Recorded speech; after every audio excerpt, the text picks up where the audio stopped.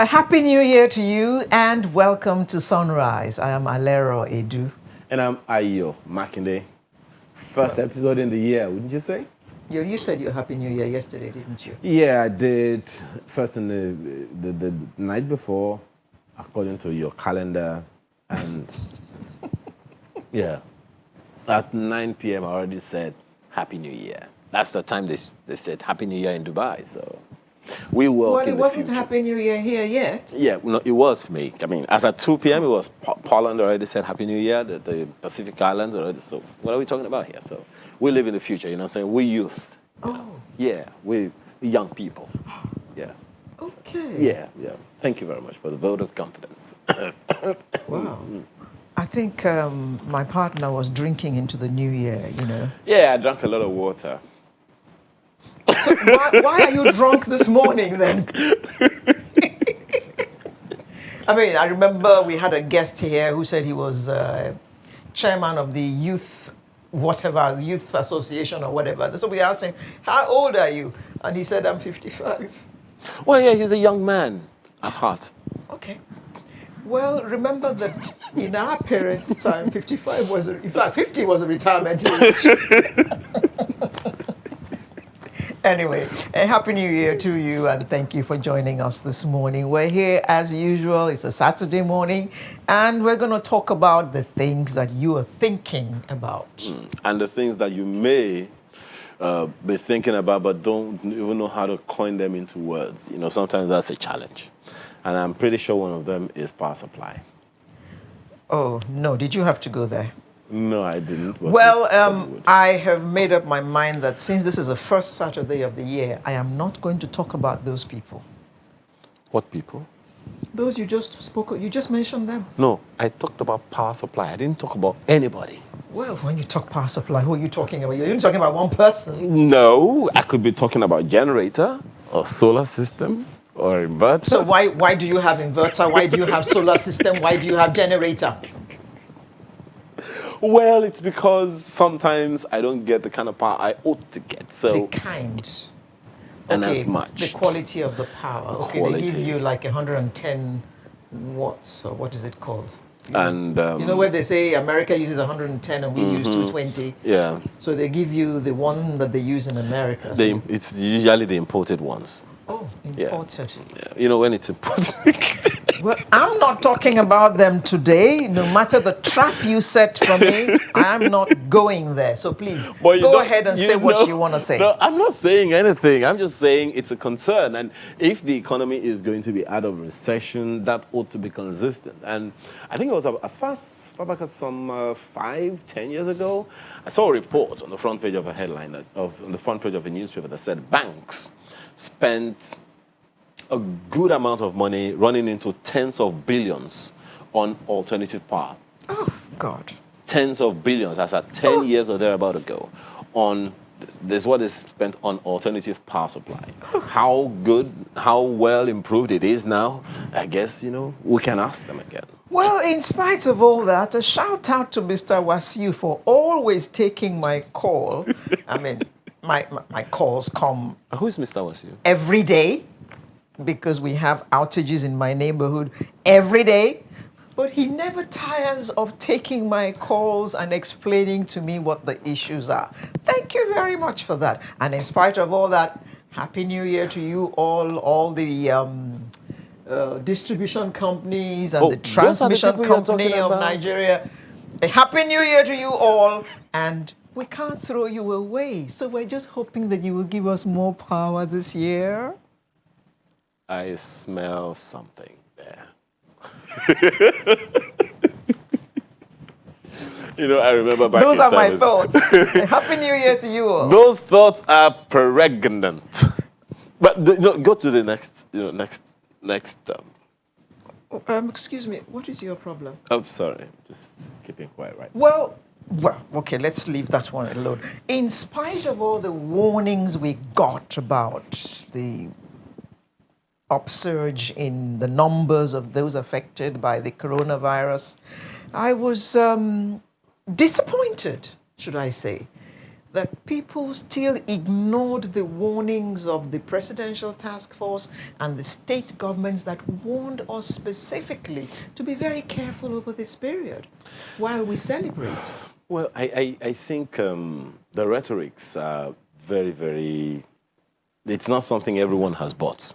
Sadly so. I think that's a major challenge to the efforts of government at various levels, state, federal, even traditional rulers and the rest of them, who have, by the way, been sensitized to, in some states, at least in a good number of states, to be part of the education, information, distribution to their people, and all of that. But from some things that I have seen and people that have even called me to talk about these things, there's still it's not sinking in. Not that there is a huge, scary level of disbelief, even among the elites. So if you listen to the elites talk about, hey, what are you talking about? This thing is not as bad as it looks. The fatality numbers are not that bad. And then COVID is something that just hits you, and then you may even, heal from it and not even know. So why are we making such an issue of it? That kind of rhetoric coming from people who know or who ought to know, should know, and giving it to people who look up to them one way or another. I mean, imagine someone coming to your house and you're telling the person, and I mean, of course, the person, you live in, a sizable place, and the person is all maxed up, and now you're saying, what's all this? Coronavirus. What is it? Have you caught it before? Do you have anybody who has caught it? You say no. But if we don't even have people who have got it before, we hear of people who have died of it. It's not like Ebola, where you see the effect on people. It's not like the Black Death that came before the 1918 Spanish flu. Spanish flu. That one was like in the 13th century or so. That people died within hours. As for the Black Death. So it's not like that. So maybe that is why people, and then another thing that a good number of people are saying is that, look, in Africa we seem to have the body for it. Excuse me. Whatever that means, but some have still died from it. So I don't know how else to say, because some of the conversation that you are aware that I've had with people in the course of the week, it's all pointing in the direction that people just need to take precaution, because if they do not take precaution, the people that are most vulnerable are the people who don't know. There are a good number of Nigerians who have preconditions that they are not even aware of, that would be exacerbated. Starting with hypertension. Exactly. So, and which is a killer on its own, and you won't even know that you have it. Another one is depression. And depression is, you won't even know you are depressed. You won't even know you have anxiety. And these little things, once your body structure is disturbed one way or another, your immunity level drops, and people don't know these things. So it's very, very sad that kind of rhetoric is still going on among people who ought to know. So please be warned. It's your life. It's not the life of the person telling you something. It's not the government's life. It's yours. Not the government's life, exactly. So please, I think we ought to do what we need to do. Yeah, and better be safe than sorry. Okay, they say X person has died from COVID, Y person has died. Do you want to be the A person? Better be safe than be the example that we're going to be saying, oh, remember, X person died because they didn't believe that there was COVID. Even if it's a hoax, just protect yourself, just in case it is not a hoax. Exactly. And I know, a lot of things people say about wearing the face mask, it's asphyxiating, you're not able to breathe. It's uncomfortable, yes, but if it's going to keep you alive, for God's sake. If you would rather not wear it, just stay at home. Stay at home. Stay at home. So what's our menu going to look like this morning? Well, or is there any other thing you wanted to talk about? Maybe as time goes by, we'll touch on some of those things. Yes, the matter of the NIN and SIM. Oh, yeah. There was something in the news yesterday that the government had shelved it for now? No, they call it a booking system. Oh, They've started what they call a booking system. You should get some information about that one. What exactly do they mean by the booking system? So rather than clog the whole place, there's a kind of roster. You book that you want to come for your name, and then you go on a day. no, they tell you a day to come because a Yes. friend of mine actually did that, and she Yeah. was given a date and a specific day time. and a specific time. So, Yeah. So that would help with the clogging of the NIMSI centers NIMSI. and those other Yeah. centers Yeah. that government has put all over the country and all of that. So that is what is happening now. But how effective that will be, I guess you also will be able to tell us, listening to and watching us this morning. Did we What's get your any experience? response regarding those who ported? Well, so far none. At least not that I am aware of. Well, that's one thing we would expect, that the NCC or the Ministry of Communication and Digital Economy would step up and say, look, this is the true position of things. So, And this is what they should do, those who have ported. Well, we didn't but it's hear really- anything. it's really that can be very, very painful. After going through all the rigor to register at the time, at the beginning it was very, very rigorous. Now, just tell me, because I ported, what kind of conversations? Even though some people, including myself, had to register about 3 times because I kept being told I hadn't registered and I had to show up again and again. In fact, I registered at one NCC event. That still wasn't valid because I was sent a message again that I hadn't registered. By whom? For them to send you. I registered 3 times. Are you sure you're not an alien? Probably. Probably. Because most people who went through that thing only once and they were okay. But yours truly, 3 times. And do you not have a NIN? No, I do have a NIN, yes. Oh. I've always had a NIN. I've had my NIN since 2014. Amazing. So. Yeah, so I've registered my NIN with the 2 service providers that I use. And I hope that everything is in order. I hope. Until you receive a message from, there's a Saying primary that number. I've not submitted my NIN. No. I'm waiting for that. No. Why would you wait for that? I'm waiting. Come on, be optimistic. That's the way it happens in this country. Be optimistic. Okay. I have registered, and I registered my second number, and after some days, supposed to be 48 hours, but after some days, I got confirmation. So yes, I'm a Nigerian official. I have not received confirmation from any of my service providers. So, yes, we were about to go to the menu. Yes. I mean, aptly, we'll be talking about the year 2020 in review. So many issues to look at on that topic. Confronting the security challenge is certainly something that took a lot of time on the headlines in the year. And then the president spoke to us yesterday morning, to many people's shock. So his New Year message, we shall be looking at the youth element in that speech that he gave, or that address. Yeah, for young people like us. And then... Our youth. And then the artist of the week is going to be coming on as well. So do stick around for that. So you can be a part of the program as usual via email, via tweets. Just our Twitter handles will be coming up on your screens very shortly. Add your own 2 bits to the conversations we're going to have this morning. So make yourself comfortable. We'll be right back to get into the program in earnest. Won't on the beat.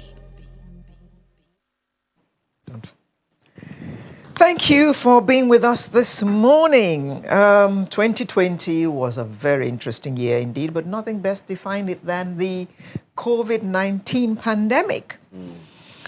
It has claimed almost 2 million lives globally out of more than 83 million people infected. It's quite a number. It changed almost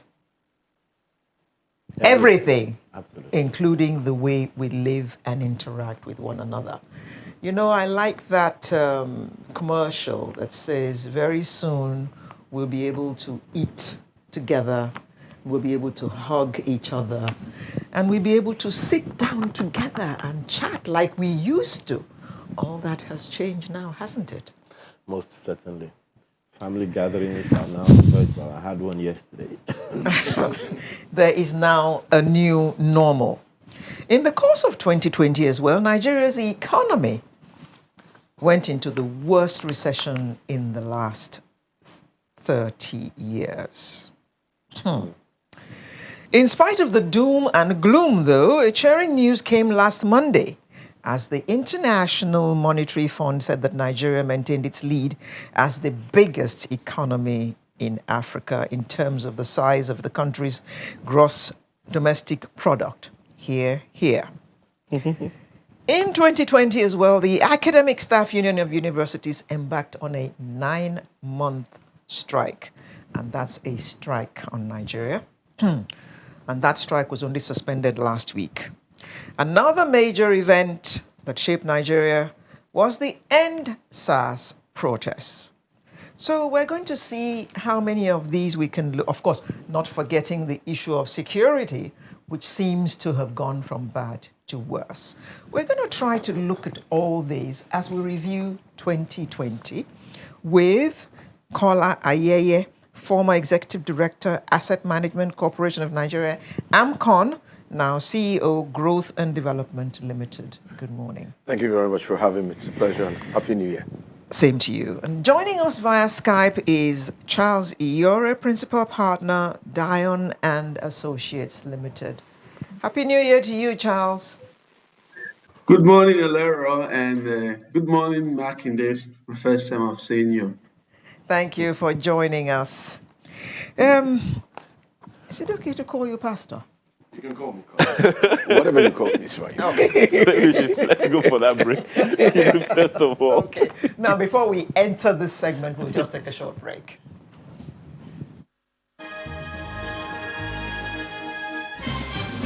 I don't know how easy it'll be for anyone to take 2020 out of history.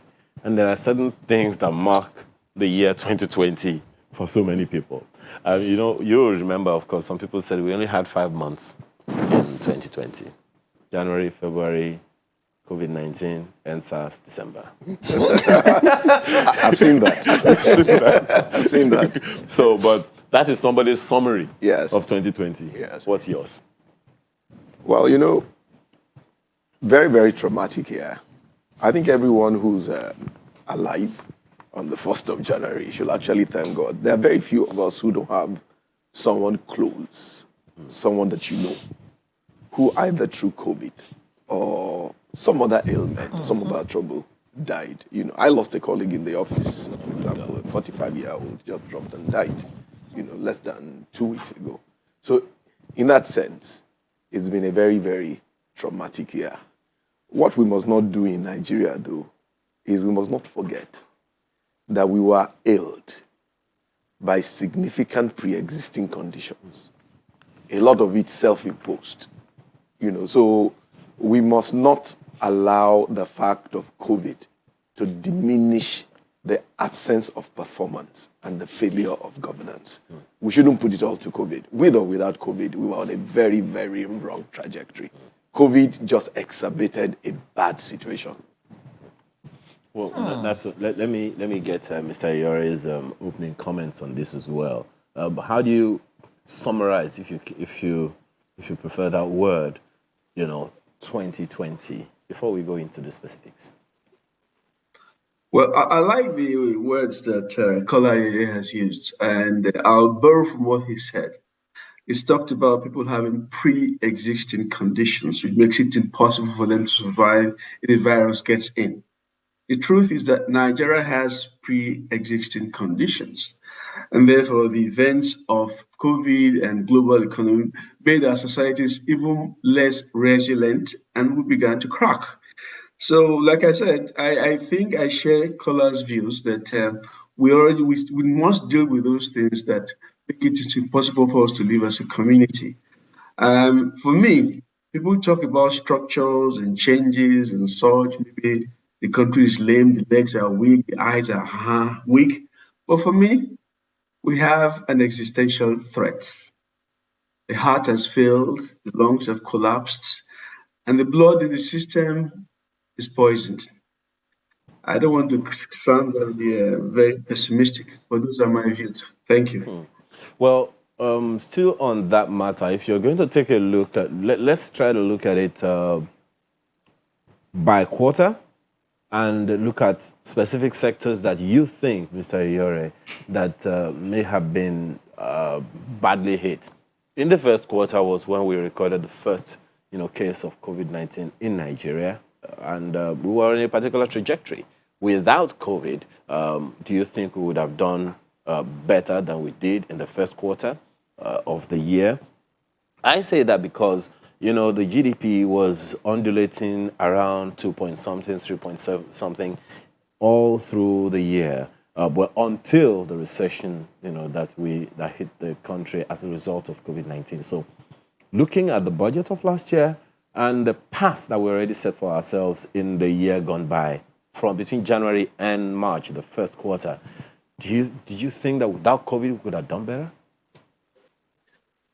Well, you see, I think perhaps so. But usually when I do my analysis, and I've done this since 1989, you cannot think about building a solid house if you're building on quicksand. And so some of those things that I see and I hear, we talk about the world class and that class, and I just smile. You see, no one is going to give you a rating beyond what you have as a basis, as a foundation. So if we're going to carry this discussion forward, like I've always said, let's take it to a good level. We must look at it from the point of view of both causality and effects. If you look at causality, that might be a bit confusing for people. So let's look at the effects. The truth, if we need to accept it, is that the levers of monetary control do not work. The truth, if we'll accept it, is that our fiscal regime has nothing that we can describe about it. So if your monetary policy levers don't work, and you haven't got a fiscal regime that anyone can talk of, then some of those analyses I get all the time, which seem to want to reflect what you see elsewhere, are far from the truth. Now, maybe we'll discuss what the effects are so we don't confuse people, so they understand what the effects are. Now, for anybody doing business, they have emotions. Business outlook for Nigeria for a long time has been fear. In other words, your currencies are just bills of exchange and nobody is saving in Naira. And that has been so since 1989. You're running the liquidity anchor. So whatever gains you saw before COVID, in reality, were only very ephemeral. We frittered away our hydrocarbon assets. We're about to burn our pensions collections. So I'm not one to want to massage people's egos and say this is one thing or the other. Before Brexit, we didn't do well. After Brexit, we're not doing well. We need to sit down and have a serious conversation now. The kids ask us to come to a conversation. What we saw, the rest is history. Thank you. Well, are you on the same page or you differ a bit? Well, really, you don't want to have a child who comes home regularly with 30%, 35%, 40%. You know what it does? Over time, it adjusts your expectations. Because you're used to seeing 30%. See, we grow population at between 2 to 3%. We have a lot of poverty. We have significant potential. So where this economy ought to be is that it ought to be growing regularly north of 6%. And in fact, it should be approaching double-digit growth so that you actually start looking for how to slow down the growth rate so that it does not overheat. Where are we at now? So even before COVID, we had gotten used to growing to between 2 and 3%. That is abysmal. The growth rate of this economy is abysmal. And some of the painful things about the framework we have. Between June 2015, which is round about when this government came to power, and now this government has almost doubled our domestic debt. This government took over with debt at over 8 trillion. It's now approaching 16 trillion. It has more than tripled our external debt. It started at $10 billion. We are now at $32 billion. Now, you see, if you have that kind of growth in debt, and you are achieving 6, 7, 8% growth, you are creating employment, and you are lifting people out of poverty. That's what you should see. But you have this. We've become the poverty capital of the world. All the worst indices we used to have, maternal mortality, infant mortality, number of children of school age out of school, all of those things have not changed. But we have now added this humongous amount of debt. And in the same time, we have devalued the currency. But Mr. Ayeye, if growing at 2%, we are still told that we're the largest economy in Africa, don't you think that is why we're sitting on our laurels? So they say it's not enough, but we're still the biggest. You know, some of the things that deceive us is statistics that is out of context. What you expect, you can't compare the size of a 200 million population, even though that's also a lie, 200 million population economy, to a 50 million population economy of South Africa. Until you are 4 or 5 times the size of the South African economy, there is no parity. Yeah. And there are 2 economies I keep asking people to look at. In the mid-60s, Botswana per capita income was just about $100. It was worse than Nigeria. Botswana is one of the 2 or 3 sub-Saharan economies that has gotten 2 things right. First of all, they've got ethics and anti-corruption right, and they've got political succession right. Today, Botswana is an $8,000 plus per capita income economy. And you know what? They don't make noise. Let me tell you a painful story. I ran into an Air Force officer who happened to be Nigerian. He was seconded by the Nigerian Air Force to help the Botswana Air Force set up its Air Force. The kind of stories he was telling me, he was shaking his head. He said there was once he traveled 6 hours in the night. He did not enter one pothole. He got to the village where he was going to, and then he sent me photographs of what was a secondary school. He said, Mr. Ayeye, you know this can pass for any of the private universities we have here. Is this Secondary school? I want you to see the gap. Nigeria is at $2,000 per capita. Botswana is at $8,000. But you didn't say Botswana is a small economy. It's 2 million people.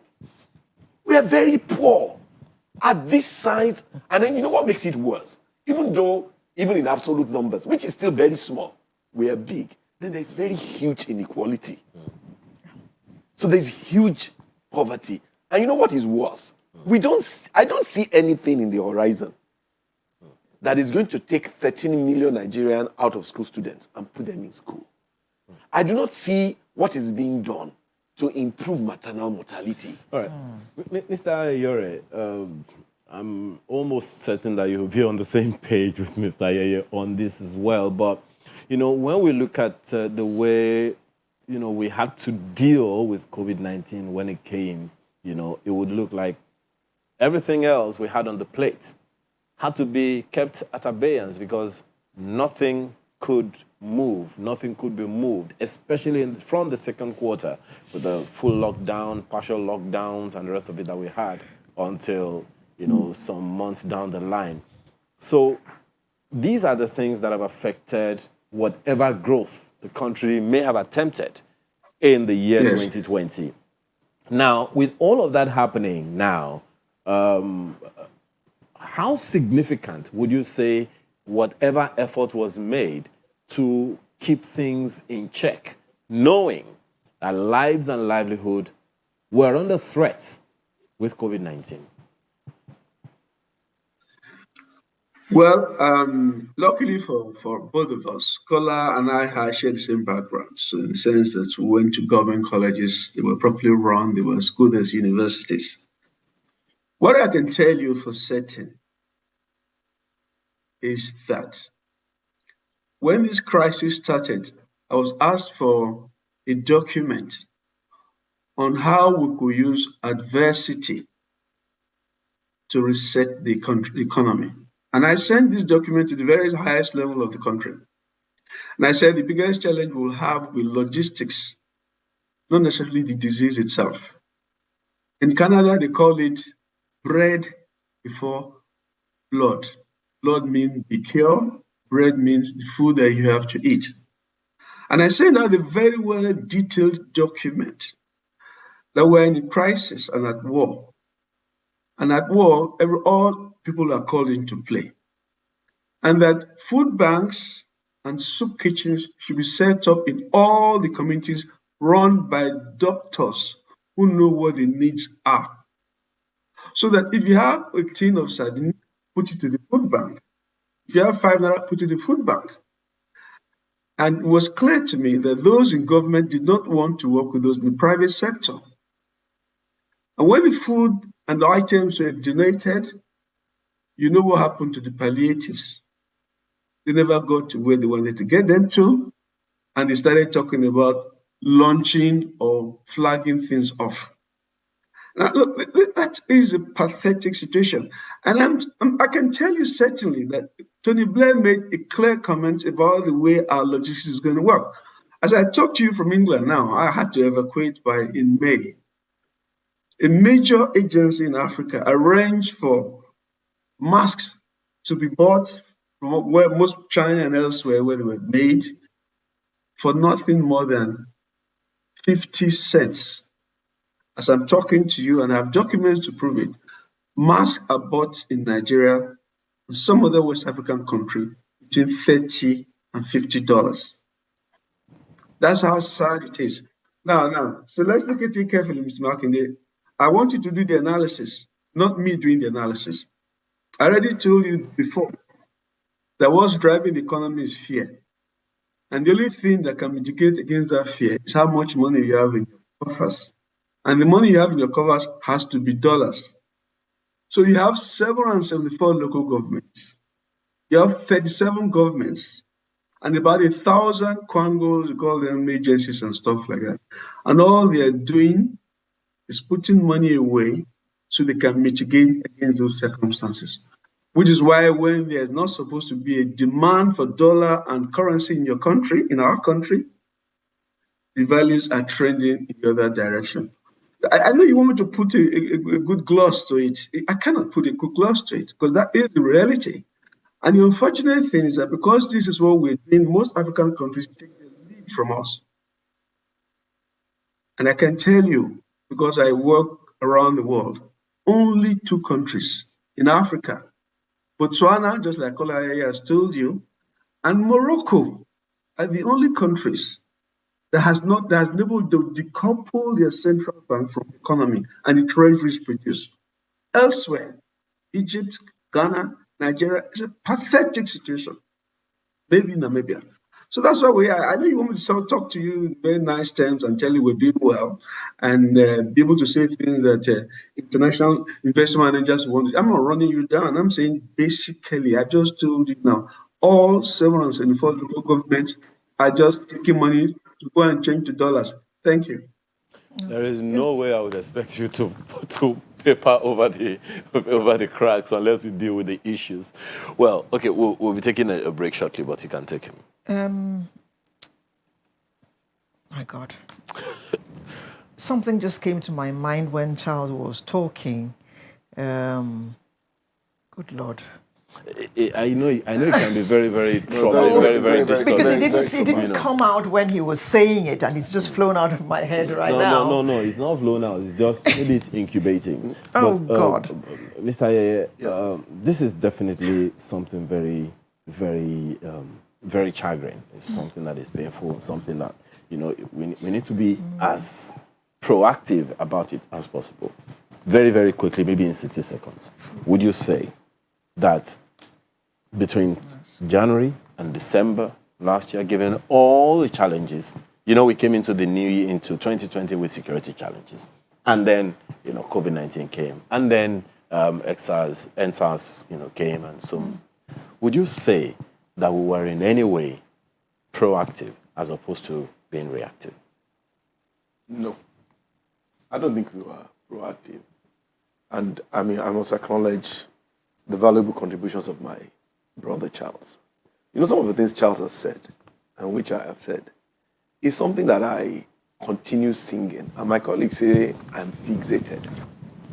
Ayo, it is not possible, with or without COVID, to make progress with the level of corruption that we have. And I just, before you take the break, just say something, things that make a difference. And I'm sure we are going to get there. I think the Ministry of Humanitarian Affairs received over 800 billion naira as a response to COVID. But in September, which is, for me, perhaps the only silver bullet, the great silver lining on the wall, we saw less than 100 young people manage 60 million with transparency. And we saw what 25 million achieved. They said all of the food that they distributed across the country was 25 million naira, and they gave account. I want you to compare that to 800 billion. Are you therefore saying that our fight against corruption has just been talk? It is no a mess. action? This government should apologize for pretending to fight corruption. It is an insult. Okay, well, there are a number of other things to look at in this review, but let's take a break, and when we return, we'll take it further. Just stay with us.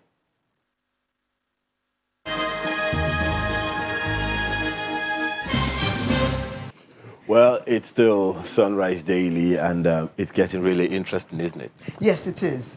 Now, Charles, recently there's been talk about us eating only what we produce. How far can we push that narrative, and can we make it a reality so that we require less foreign exchange and maybe the prices of food will come down? Yes, we can make it a reality. At one time, it was a reality. But when you talk about political will, what that means basically is the ability of an organization to set the agenda. Those who have the capacity to set the agenda are first the executive, which has not demonstrated that ability, the legislature, which has been lagging because for 9 years they didn't understand what oversight functions were, and the judiciary that has refused to punish antitrust. So all we're really left with is you, the fourth estate of the realm. And you have to go beyond courageous reporting to set an agenda. You must be able to monitor all of those things that I've just told you. I've told you that fear is pervasive, which is why all your local government chairmen, all the state governors, all those who are in positions of power are trying to line their pockets because the shame and fear of leaving the office and having nothing is not there. And that means if we achieve what you want us to achieve, what you're saying basically is called community resilience.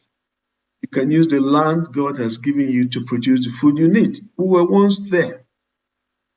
It's just that we are not layering our resources on the linkages that we have. I wrote in that document that I told you that because of COVID, the fruits and vegetables supplied to primary schools, schools where they have school feeding, should be bought locally. If they did that, how much money would have gone into the economy? That the uniforms they are sewing, you can choose 4 or 5 colors, could be made by women putting all their machines together in a cooperative, setting standards. How much will you save making uniforms for school? Even just do black shirts, don't do uniforms. So like I've said, I can tell you, the political will does not exist in the executive. The legislature is trying to look for relevance and confused about what it needs to do. The judiciary is not punishing antitrust. So we're really left with you. But courageous reporting is not enough, Alero. We need to set the agenda. And that is the discussion we must now begin. Thank you. Which is one of the reasons that we are having this conversation, Exactly. Mr. Because when we let me take it from the question that Alero asked, far back as April, March or thereabout, there was a report, I don't remember the source now, but it was someone who was in the agriculture value chain. And he warned that there is a likelihood that we're going to have, food shortage because of the effects of COVID-19. It was just brewing at the time. Do not forget, Mr. Ayore, that previously, in the year 2019, we were dealing with security challenges, which was, of course, related in a way with agriculture. Farmer-herder clashes was disturbing, food production and the rest of it. And it also tailed into the year 2020. And, of course, so many things that have happened as a result of that, including the killing of rice farmers in a particular community in Borno State is also there. So we knew ahead. Just as we knew, we always, I don't believe, I've said this before, that we don't have intelligence information. We always have. Same thing for food security. We knew the likelihood of this. Getting ahead of it and ensuring it doesn't get that bad is another thing altogether.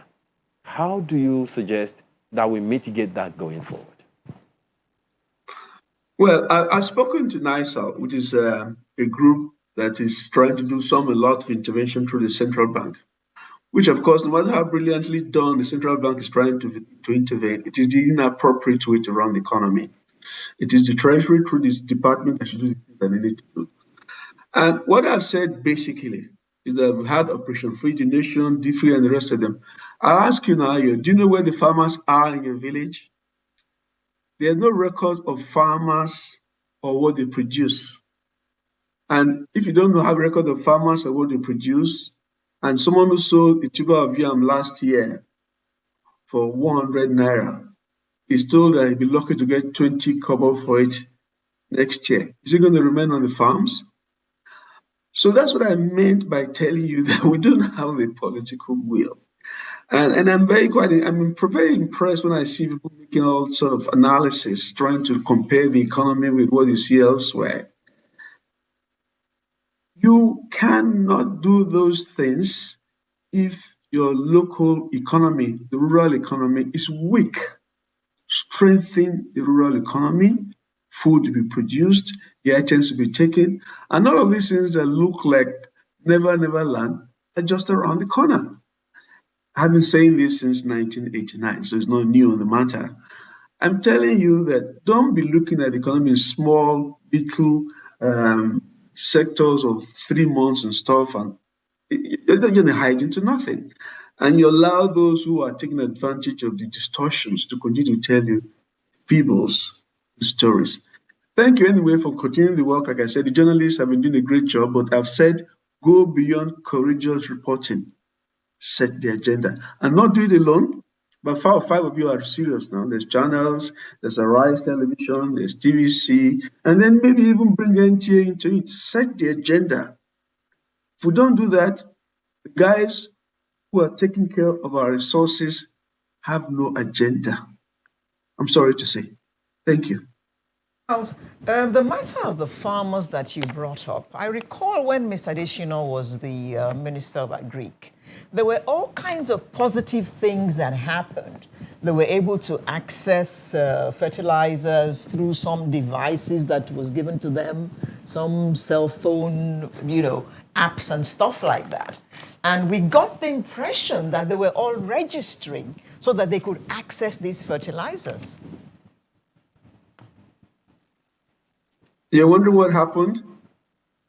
Well, are you telling us that all that now has gone to pot?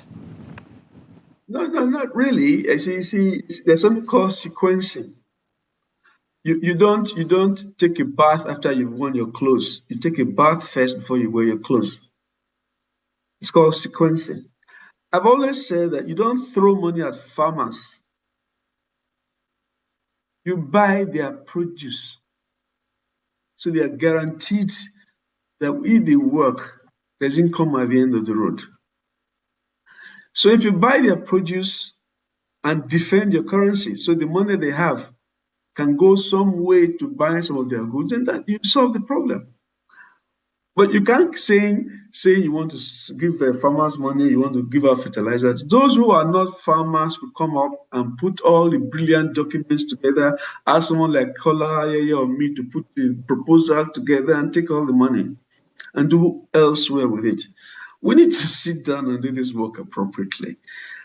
We need to sit down and do our work, buy the produce of the farmers. They will go back to farm. They will stop living in the city centers. That is the challenge. They're Okay. throwing money at these things because you want to distribute it to people. Okay. Thank you. No. I thought that was what this program was for. Okay, just to comment on Greek, and perhaps also link it with sometimes where we may somewhat succeed in agenda setting.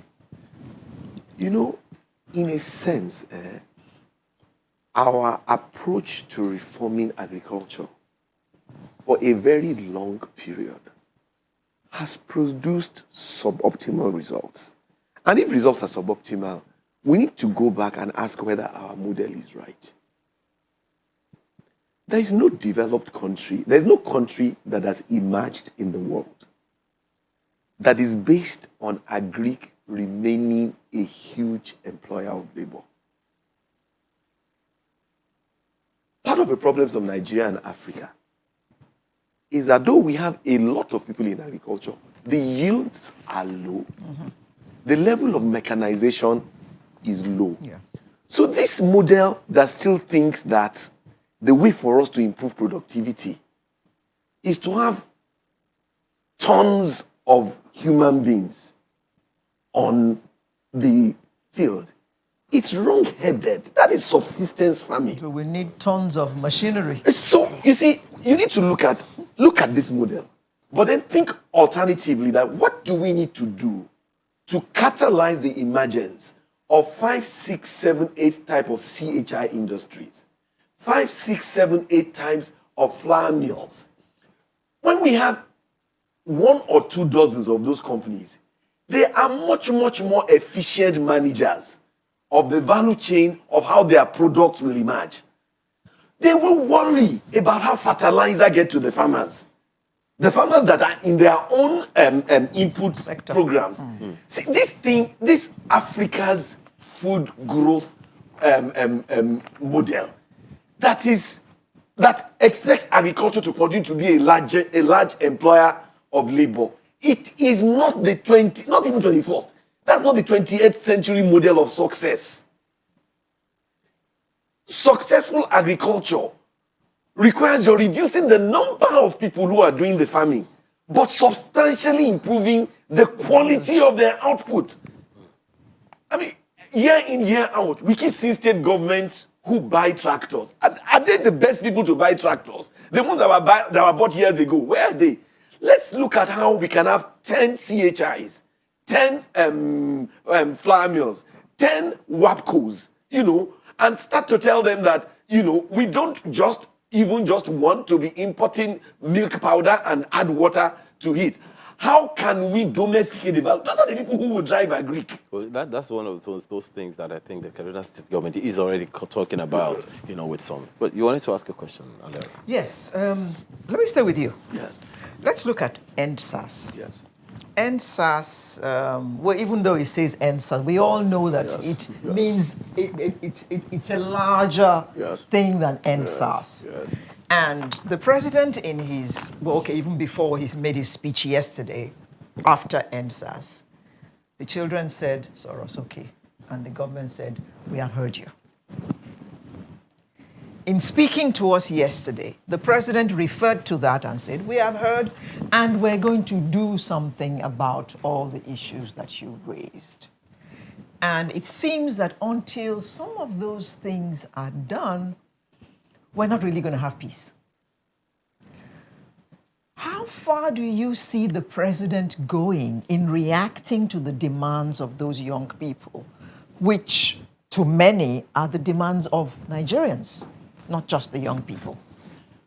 First of all, let me say that in the midst of the trauma of 2020, since my birth, ironically, what I consider the best thing also happened in 2020.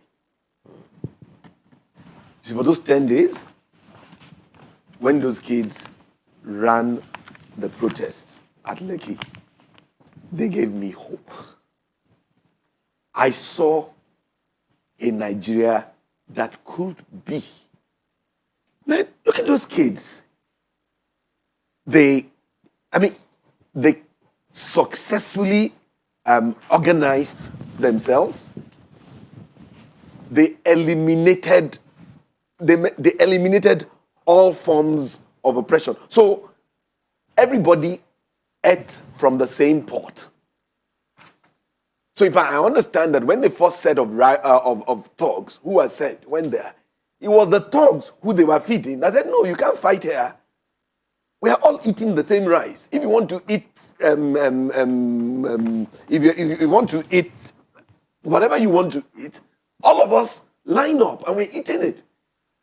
Those, you see, beyond the success of those kids in protesting, they gave me hope that there is a generation that, if given the opportunity, can run Nigeria well. You know my concern? My concern is the most critical thing that needs to happen in 2021 is that people my age, we need to go to those young people and encourage them to morph into a grassroots movement, and then to morph into a political association and ensure that they take power. And let me tell you the worst thing that happened in 2020. How will they take power? I'm not impressed. I'm sorry, I'm not impressed with what the president said. For a president to allow people bearing arms, live ammunition, to go and shoot unarmed Nigerians, that was one of our worst moments. I could not believe it. I do not intend to abuse the privileges that I have. A few hours before that shooting, there were people I could reach in Lagos State who were high up in the hierarchy. And I called them and I said, whatever you do, make sure soldiers don't go there with ammunition. You know, so, but you know, I am just hoping that in 2021, we will not allow that seed go to death. Mr. President needs to be told that he has lost a lot of Nigerians. A lot of us are not listening to him. A lot of us will only start listening to him when we see tangible progress. We invested a lot of hope in Mr. President in 2015. Our expectations were through the roof. For Mr. President to know the truth, I hope somebody who is listening to this will tell him, Mr. President has lost the majority of Nigerians. We are extremely disappointed in his performance and the performance of his government, and it is nothing personal. This is not about rabble rousing, and it's not about politics. Quite a number of us, sadly, don't belong to political parties. Some of us are now finding that what we should have done early is what we must do now. We have nothing personal against Mr. President. We helped Mr. President to achieve the first in Nigeria, that he defeated a sitting president. We had high hopes. Mr. President has disappointed us. Okay, let me take this to Mr. Iyore. You know, most of the time when we talk about issues like this, our eyes are on the federal government, the president. But then, just as you said earlier, there are 37 governments in Nigeria, and the federal government is just one of them. Looking at the performance of those governors, the state levels and the rest of it, what's your assessment generally, and what should they be focusing on? Now, I don't want to waste my time talking about those subnationals. It's total waste of time. But like Kola Ayala said, I was at the swearing-in ceremony in 2015, and I heard what the president said. And the president did, if he did 1/10 of what he said on that day, today he will be the father of endsars. And I've gone as far as telling those around him. I sat with him many times in the Black Roof in some locations, and I sat with his wife. And I was there with the foreign secretary of Philip Hammond and the foreign secretary of Saudi Arabia, and Governor Basaki wasn't governor then. Most of what he wanted to do, he is not able to do, because we have a fundamental issue that was flawed in 1989. We run our economy on what is called a liquidity anchor. What that means that when all your dollars come, the central bank decides how much of that would justify the naira it intends to print. What has effectively happened since then is that we don't have a treasury. We have a Ministry of Finance that's subsumed into the central bank. You need to decouple that. Luckily for us, we have brilliant young men like Ayeye and the rest of them who can run a treasury for the state better than anybody is running it out there. Until you decouple the government from this monopoly money you're doing through the central bank, nothing you plan is going to take off. And if you have my colleagues who sat and discussed all of these things together, I can name all of them if you want me to. All of them have done well. One of them created the pension fund, which today we are sitting and thinking about how to burn rather than apply them to develop the economy. Thank you, Those, Mr. my Ayore. brother, I'm sorry I'm going to have to cut you short that we've run completely out of time. Mr. Charles Ayore, Principal Partner, Dion and Associates Limited, who joined us via Skype from Essex in England. And we had in our studio in Lagos, Mr. Kola Ayeye, who is CEO, Growth and Development Limited. Thank you. Thank you very much. Thank you very much. I mean, this conversation could go on for the next 3 hours, as you all well know. I will still but not have scratched the surface. this is the nature of live television. Thank you very much, gentlemen. Sunrise will return in just a moment with another interesting conversation. Do remain with us.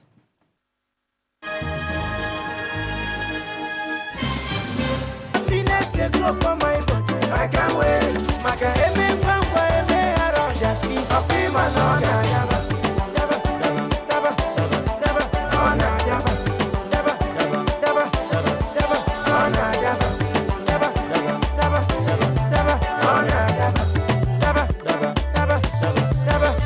Nexus is in a foster.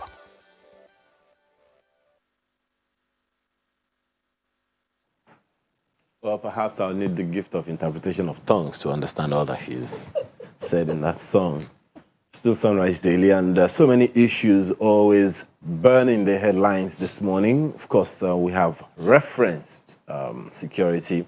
So, on Sunrise, let's talk about what we need to do to confront the security challenges. One of the things that gets to me here about this, Alero, is that we began last year talking about security. And now, well, just a quick recap. More than 7,000 lives were lost in 2020 to Boko Haram attacks, communal clashes, farmer-herder crisis, and other pockets of violence across the nation. That is according to the Nigeria Security Tracker. Insecurity remains a recurrent decimal in our national history. Recall that on Friday, December 11, there was an abduction of 344 schoolboys at the government science secondary school, Kankara, Katsina State, by bandits.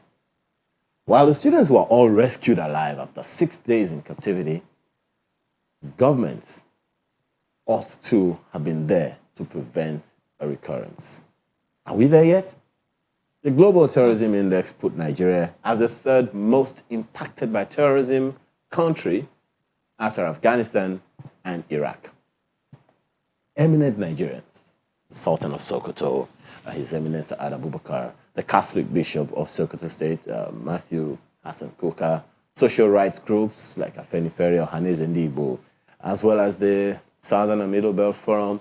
Everyone has raised concerns about the worsening state of insecurity in Nigeria, including Chief Anyoku, just recently, something that was on the front pages. So many issues right there. So what are the things that we need to do to confront these issues? Of course, you won't forget that the Southwest Security Network, codenamed Amatekun Corps, was inaugurated in the 6 states of the Southwest this year.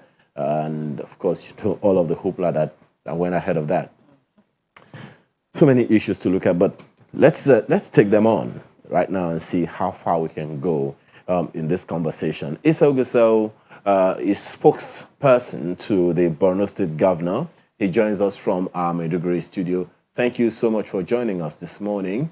We have also Emmanuel Ojukwu, retired Commissioner of Police and Executive Director, Echo Charlie Consultancy Services Limited, as well as Mr. Sheyi Adetayo, VP ACES. They both join us virtually via Zoom, as well as Mr. Olatunbosun Abolariwa, who is a security consultant. Gentlemen, thank you very much for joining us this morning. Mr. Guso, let me start with you. When we talk about insecurity in Nigeria, and insurgency and the rest of it, many people generally look to Borno State and the issues that you and the government of Borno State have been contending with. Can you give us a quick update on how far so far? I would say that the only option that we have is to remain optimistic. Of course, we know that the year 2020 has been very difficult. We have had, all kinds of challenges. But the wish of Governor Babagana Omar Zulum is that we hope to have seen the worst. 2 days ago, I was reading an interview granted by the Chief of Army Staff. He said something that excited me, saying that the Army hopes to, in his words, disgrace the Boko Haram in 2021, and we hope that happens. On the part of the Borno State Governor, Professor Babagana Omar Zulum, everyone knows what he has been doing. Within the last 1.5 years that he became the governor of Borno State, Professor Zulum has so far given out more than 600 vehicles, which are very critical components in the fight against insurgency. He has approved the recruitment of thousands of hunters, about 6,000 to 7,000 hunters, civilian JTF, and vigilantes who are volunteers in the fight against Boko Haram. He has increased the salaries, of these volunteers. In most of the time when he travels, across the 27 local government areas, one of the first things he does is to request to meet with local hunters, and volunteers fighting against Boko Haram to find out what their problem is, and to strengthen them by increasing the number of vehicles that they have and increasing the number of men. And of course, in all the recruitments that we normally do, the DSS is usually involved in vetting. So on the part of Governor Babagana Omar Zulum, he is doing everything humanly possible to support the Nigerian military. Of course, you recall that not long ago he was at Bama, where he gave out the Christmas largesse to a battalion that has never been defeated. So the governor gives a lot of support to the Nigerian military. He has given some funds to families of soldiers, for them to start some businesses. He has assisted families of some fallen soldiers. He is doing a lot on our part. And then we are confident and hopeful that the Nigerian military will up its game in this 2021. Well, one of the things, if you don't mind me staying with you for a bit, that a number of people have alluded, some documentaries, some discoveries, some research done by some media organizations, both local and foreign, is that the recruitment into Boko Haram was more for economic reasons. The people that they recruit are people who are vulnerable because they didn't have economic means. No jobs and all of that. So when they give them money or they offer them money, they go with whatever it is that they give them because at least they'll be able to live, their lives. So that underscores a huge challenge right there. Is there anything the government is doing in Borno State to stave off that, put people in employment, gainful employment, so that they are discouraged from joining this insurgency? I think what is very clear is that Professor Babagana Omar Zulum's social protection approach is very bold. You would recall that within 2-3 weeks ago, he approved a whopping amount of 12 billion naira to clear gratuities of ex-workers. To me, that is a major approach. And of course, you know that within the last 1.5 years that he's been the governor of Borno State, he has so far expended more than 4 to 5 billion in direct social protection support for a lot of citizens. And you know, one unique thing about Zulum's approach is that he goes to the grassroots. Not only does he go there, he supervises it and ensures that these monies get directly, to the people. And there are also a lot of efforts in terms of, agriculture. Like the commandant of the Nigerian Security and Civil Defense did say publicly, Governor Zulum is one of the earliest governors to have keyed into the policy of domesticating the agro rangers, to secure farmlands. The governor has done so much in terms of social protection, and of course, you know that he's investing hugely, in education, which is a very important component, in the fight against poverty. One of the ways you can certainly fight poverty is by creating access to quality education, improving healthcare. The governor is doing a whole lot in that, which channels has reported most of the time. But let me also say that it's not totally correct to say that some of the people who join Boko Haram are actually just enticed by money. A lot of them are actually forced to join. What the Boko Haram does is that when they attack a particular community, they most times kidnap, abduct a lot of men and go with them. And they have a way of trying to do their best in brainwashing some of them, and those who refuse to be brainwashed are forced to go into battle. If of course you can't rule out the issue of some people in deals with money, but you know that, you would ask yourself how many people would collect money, to go and get killed in the battlefield. So a lot of people are forced into it, but there are also those who join on the basis of their ideologies, and then there are some of them who are brainwashed into seeing that as an alternative to heaven. But that notwithstanding, thank you, like I Issa. said, Thank Governor you very. Zulum, yeah. We'll have another occasion to tell us more about what is going on in Borno State. And let me bring in Mr. Emmanuel Ojuku. Because when we talk security, we're not only talking about Boko Haram. We also have issues of banditry, we have issues of kidnapping, and we have issues of shared criminality. Armed robbery. All that is also going on. Recall the issue in Katsina, in Kankara, not long ago. We were told that those boys were abducted by bandits. So this is a new year. We have been talking security for more than 2 years now. This is a new year. What direction do you think we should be going to improve this situation in which we find ourselves? Okay, there's no doubt that we are in dire straits on issues of insecurity or security, as the case may be. And our approach to a large extent has been reactive. We've not been proactive in handling issues of criminality or insecurity in this country.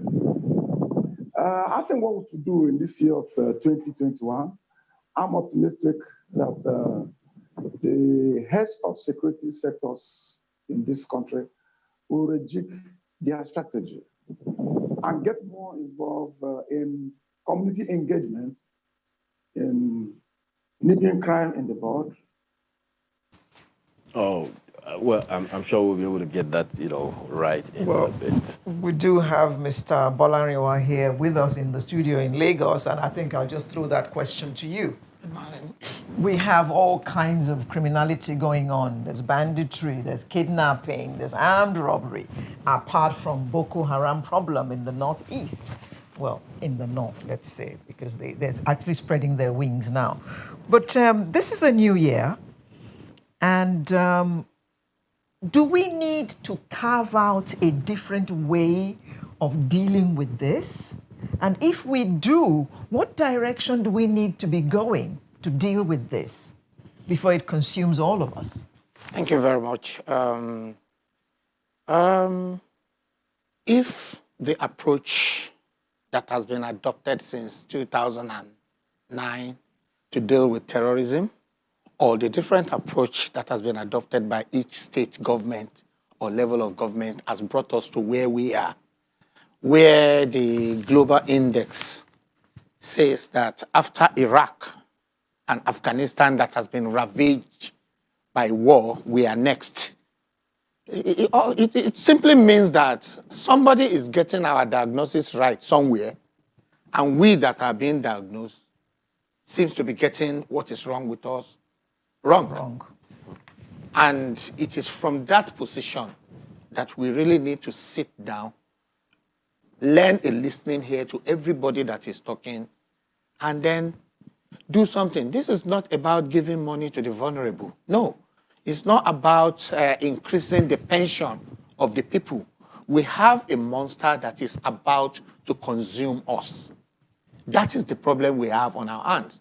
Yeah, we can happily say that it is a problem of the North or the Northeast, but we could be terribly wrong.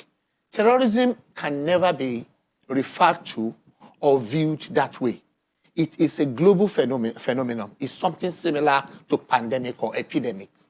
It is a matter of time before it spread. If I'm not saying that too late, because if I cannot travel from Kiri Junction in Abuja to Kaduna State without my life being risked on my way to Kaduna, or I cannot travel by road between Kiri Junction and Lokoja without being picked up by kidnapper and taken to the mountain, then it means it's spreading. If we have the level of kidnappings that we are dealing with in Lagos, if our people in Osun State can no longer go to the farm, it means that the problem is going to be recycled, because I don't know if you have noticed it, that we are beginning to face food crisis. The only reason for this is that all the people that have been comfortable going to the farm to produce the food that is coming to Mile 12 Market, to Shogbo, everywhere. You saw what happened to onions 8 weeks ago. If insecurity is beginning to affect the farmers, then it means that we're going to have crisis in town. And either we like it or not, that is the problem of insecurity in the North spreading here. Okay. The approach. Semicolon. We need to go on a break right now. Yes, just stay with us.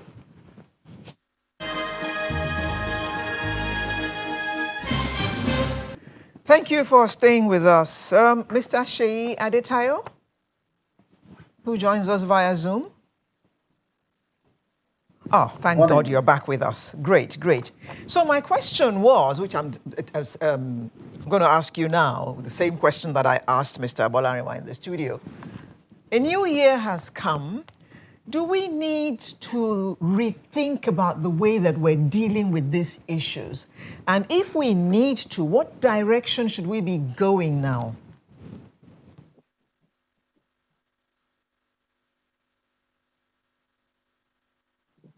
Mr. Adetayo.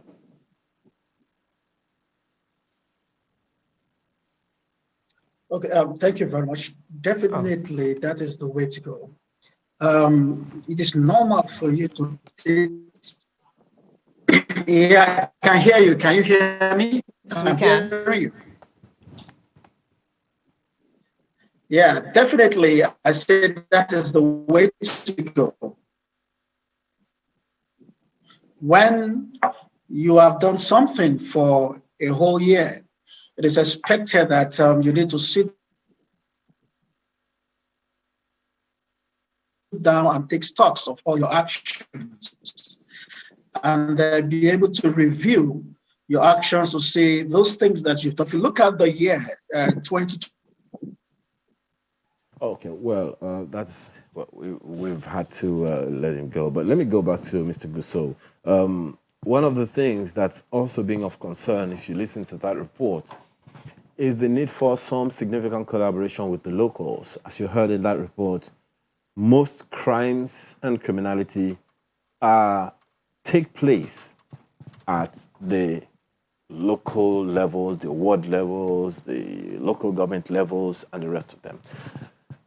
From your experience, from your findings, from data available to you, from information that you receive, how significant is that fact, and what has been done or is being done to ensure we don't have a recurrence? Well, if you go back to the emergence of the civilian JTF in Borno State, for instance, everybody has, accepted the fact that the emergence of the civilian JTF in 2013 played a considerable, is very significant role in chasing out the Boko Haram, particularly out of Maiduguri. That tells you the role of people, at the grassroots. In Borno State, you cannot rule out the fact that you'd always have elements at all levels who would work with criminals. You can never, get rid of that in any society in the world. But I will tell you that the people of Borno State have massively rose against the Boko Haram. And there is no greater evidence than the fact that their sons and daughters keep joining the civilian JTF. And a lot of them get killed, a lot of them sustain injuries, but the more they suffer casualties, the more inspired a lot of them are. So I will tell you that everybody in Borno State is completely fed up with the Boko Haram insurgency, from parents to children to professionals, to everyone wants an end to it. And I will tell you that the majority of the people are out against the Boko Haram. But the problem, of course, is that you are dealing with people who conceal their identities, people that you cannot tell. Look at the case of Zabar Mari, for instance. You saw the leader, of the Boko Haram, who came out and said that they killed those farmers because the farmers, were working with the military, reporting them, to the military. This has been the trend. I know a number of people that got killed on the basis of the Boko Haram suspecting that they were working in collusion, with either the military or the police or the DSS. But that notwithstanding, everybody in Borno knows that there is no alternative to working with the military. The governor inspires that. The elders inspire that. Everybody has keyed into that. But you would always find people, and this is what you find everywhere in the world, you would find people who would, for whatever reason, collaborate, with criminals. But in Borno State, I will tell you, majority of the people are against Boko Haram. So are you confirming what, was in the public domain, that it was a reprisal against the people of Zabamari when the rice farmers were killed, when it was being said out there that the reason they were attacked is because they were giving information to security operatives? If that is true from what you are also saying, how do we step up the trust quotient when the people who give information to security officials are being killed?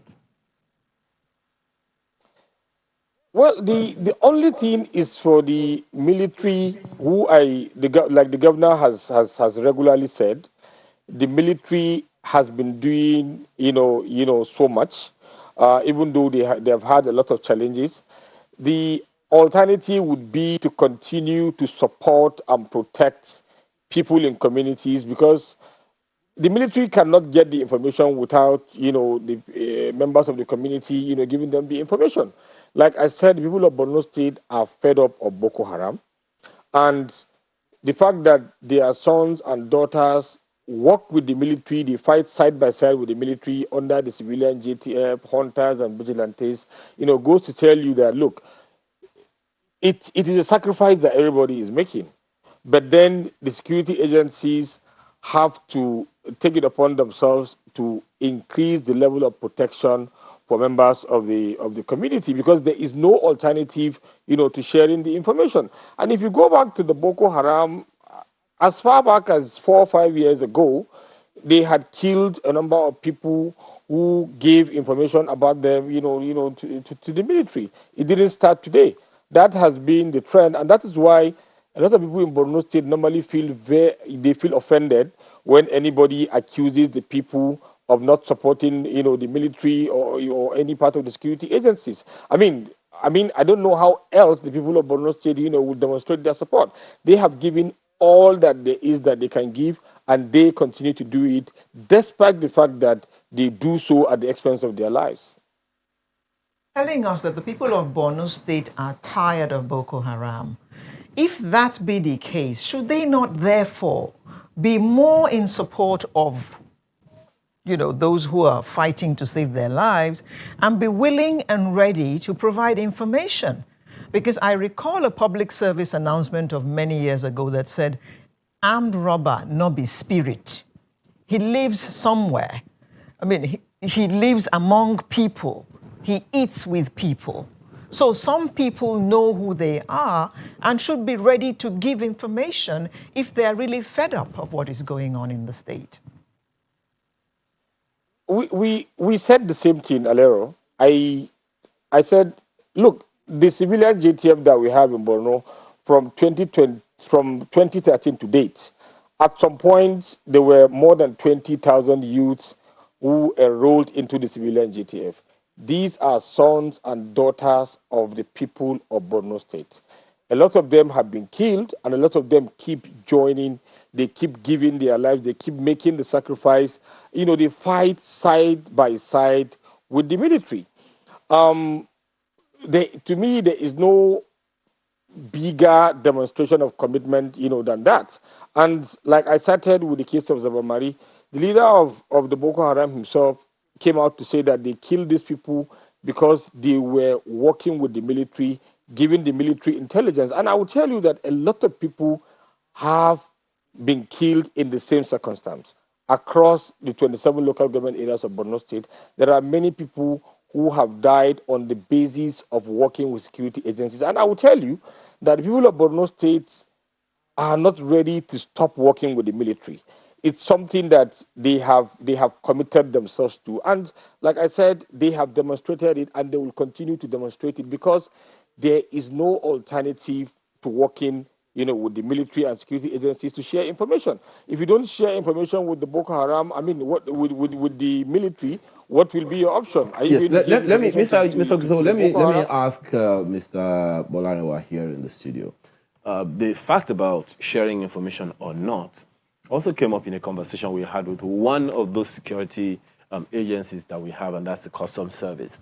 And one of the things that he said in passing, which unfortunately for the exigency of time we couldn't interrogate further, was that people in the various communities, especially the border communities, were more willing to give information to bandits, perhaps for economic gains, than to the people who are supposed to be fighting armed robbery, insurgency, banditry, and all those things that Alero mentioned the other time. So there is a lopsidedness somewhere, isn't it? Yes, and that's part of the fact that I want to agree with some of the things Mr. Issa Gusau has said, that there is no alternative to giving or sharing information is one area where I would want to disagree with him. There is an alternative. If we have pushed people who are giving information to the level where they sit back to think that, okay, who do we give information to be safe and not to be killed in our farms, for our children not to be kidnapped in the schools and remain safe over the years? I think the community is now in a very, very dangerous situation that they are exchanging information for their lives. We created Operation Safe Passage for the Boko Haram recently, for them to be rehabilitated and for other things. What have we created as an alternative means of passing information from the people to the government? Have you put up a media? Where are your call centers? Have you make use of social media Have you trained people of how best to give information without exposing themselves to dangers, so that you will be the one that will be at the receiving end? Do you have drones? Have you sent about 20 to 30 to 40 of your children out to go and learn the use of drones and bring it back? Have you created an avenue for primary school, secondary school, and your tertiary institution, all which have been affected? A safe way, a better way of sharing information with the government. All these are package and packets of projects that can be created without putting people at risk. The issue of coming back to hurt the people that are giving information to security agencies is not limited to Nigeria alone. It happens all over the world. The only difference is that they did something to train people, to help people in such manner that the criminal at the end of the day will not know that it is the people that give the information. Okay. Talk less of going back to target them. Okay, I think Mr. Ojukwu is back with us now. Mr. Ojukwu? Yes. Yes, you are a retired commissioner of police. This is the holiday period where many Nigerians like to travel home to be with their loved ones. I'm sure you would have noticed that this last Christmas, it was a different ballgame. Many people could not make that journey back to their villages to be with those that they normally spend Christmas holidays with. And we all know the reason. Well, for those who don't, it's for security reasons. In fact, I overheard an Igbo man talking to a friend of his in a store around November, where he was explaining that he could not take the risk of going home this Christmas. The lady said that she would take the risk, but this guy was saying there was no way he was going to risk his life traveling to the east for Christmas. And there are many like him who didn't make that journey. The police is the first agency that looks after internal security. So what do you think the police should be looking at right now to ensure that the people feel safer? Okay, first, sorry about the breach in my first appearance. As regards travel during Christmas, I'm speaking to you right from my village in Oka and Anambra State. And there's so much traffic within the cities in the east. What caused the traffic? Influx of returnees. People got home to link up with their loved ones to celebrate Christmas and enter a better year 2021 with their relatives. So that may contradict what that other person said. But then again, if one wanted to travel for Christmas, one needed to ask about the situation in his or her village. For those who reside in those villages, they'll give him the information that will then inform this movement. We are all well aware that we still have a lot of insecurity on our roads. The Abuja-Kaduna highway, areas in Kogi State, some other parts of the country, in the south, yes. Those issues are there about opportunity kidnapping. And also within villages, we see pockets of kidnapping, armed robbery, and stuff. But I do know that the police, like Anambra State, where I am now, the police are everywhere. They are up in arms. Their presence is highly felt. And there's a lot of security arrangement made to ensure that citizens enjoy their holidays. The police is chief operator of internal security. And the police needs to take the game, needs to take the gauntlet and approach the people so they can partner with the people to get these issues of criminality nipped in the bud, and where they do happen, to get the perpetrators arrested. And that is why the current IG began what they call the police campaign against cultism and other vices called Pokakov. The essence is that a lot of youths are the ones who are being used for thuggery. A lot of them are being initiated into cultism. They get involved in unnecessary violence, destroying their future. The police is targeting them, reaching out to them so as to reorient their mind to virtues that will help their future and help their lives. Aside from that, the police is getting deeper and deeper in community policing, whereby the police will partner with members of the public who actually own the police, within whose communities crime fester, crimes occur, and most of them are victims of crime, and everybody wants freedom, everybody wants peace. Police partners with them. The concept of community policing is to partner with the public, is to empower the public to take an active part in their own security, in their own policing. As a matter of fact, if you cannot take care of yourself, nobody can take care of you. And somebody said that self-preservation is the first law of nature. Now, as members of the community, they know the crime that is prevalent in their areas. They may know the perpetrators or the likely perpetrators. When they partner with the police, they inform the police well ahead of time. And it is said that when you see something, say something, but it's know to whom you say it. They know which police formation, which police officer to pass that information to. I'm referring to what the Boko Haram talking about is the Bamari area, killing farmers and all that. If the police partner with the public, the trust quotient will be high. There will be a lot of trust, a lot of Mr. Ojukwu, just one moment on what you're talking about concerning, the people and the police being in a partnership. Speak to the trust quotient, because from your experience as a commissioner of police, as well as someone who had to relate with traditional rulers, to relate with government officials and the rest of them, including community leaders. Speak to the trust quotient between the people and the police. What kind of experience have you had? Don't tell us the ideal. Tell us the reality of your own experience and what challenges you contended with in building the trust quotient that a good number of people believe is already heavily depleted. Over time, Nigerians have come to see the police as an enemy, as a group different from themselves. But what the police is doing now is to let every Nigerian citizen know that every policeman is first and foremost a Nigerian, and there is no police boy. Every policeman was a toddler in a particular village. He was brought up by a family. He grew up in the community. He went to a local school before he joined the police. So he was imported from somewhere. If you trusted somebody when he was in school, is it not as the police that you not trust him? So the police are working on the people of this country to look at their police as their own. The police is. Oh, wait, Mr. Ojukwu, on that, we'll come back to that. But, on that, I'm going to wait for reactions from people who have joined us on Twitter. Sunrise CTV, to tell us whether or not what you're saying is their own experience as well. Well, how seriously they can trust the police to give information to them and ensure that nothing happens to them. But let's take a break. We'll continue afterwards.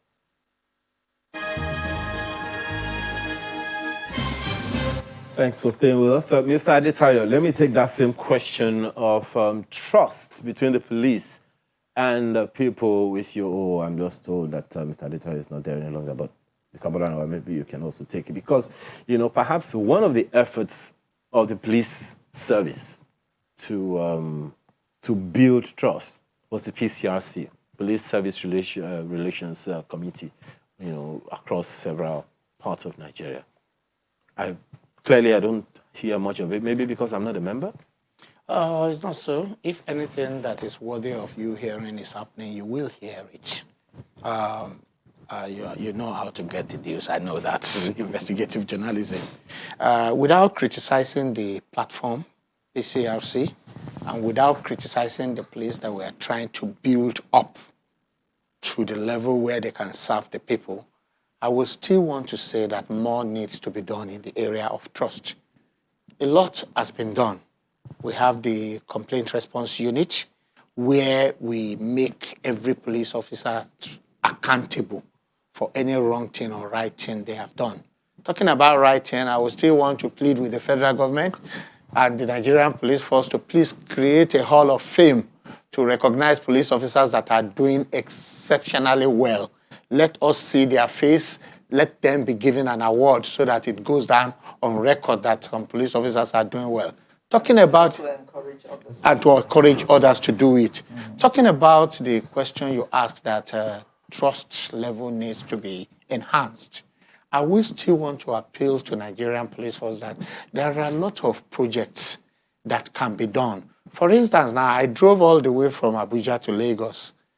There is no police officer. I met almost 40 to 50 police checkpoints on my journey from Abuja to Lagos. But no police officer asked me if I notice anything suspicious from where I am coming from. And I think that should be done, sharing of intelligence, to link up every police checkpoint between Kaduna and Okene is something that an IT person can do so that they can communicate with each other. So if somebody at Cotton Karfi experience some suspicious movement, the one at Lokoja should be able to be aware of it and wait for them. So all these packages of small projects, which will in turn create employment and create wealth, is one of the areas where we want the police authority to look at and engage people, engage consultants, engage experts to create it in order to build your trust. And in the area of bribery and extortion, you are doing well. We want you to do more, because I thought that after the endsars, we're going to see a reduction or an end to that. But killings of civilians has happened after the endsars. Bribery and extortion has returned to our road after the endsars. This is not something that the police authority alone can do. This is something that every policeman wearing a uniform needs to get into their head, that the road we tread to get to endsars shouldn't be the road that we are going to continue to tread upon. It is killing the people's trust. Are we not being unfair to the police when we say that they should not extort us? Because we are the ones who probably sat down in the houses of assembly and determined what their salaries should be and keep them in police colleges that look like where you keep pigs. So what do you expect from policemen that you treat like that? To be honest, their profession is a noble profession, and I can assure you that the police are not the only organization or job that is being poorly paid or with bad welfare. Not denying what you have said, I can say it categorically that the salary of Nigerian police force is very, very poor. The welfare is very, very poor. Housing is very, very poor. I have 2 children, 1 wife. I have police officers that have 2 children, 1 wife. They are going to feed this and house the same number of family that I have. With 100,000 naira in a month, this is a call. We have knocked the federal government more than enough that the welfare of police needs to be changed. Let us push our police officer to the level whereby they will be able to say, I'm contented, I don't need your bribe. So the federal government needs to do something. Okay, Mr. Ojukwu. Yeah.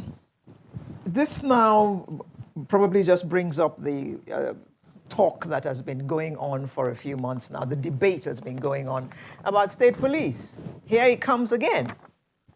Is it time for us now to consider this very seriously?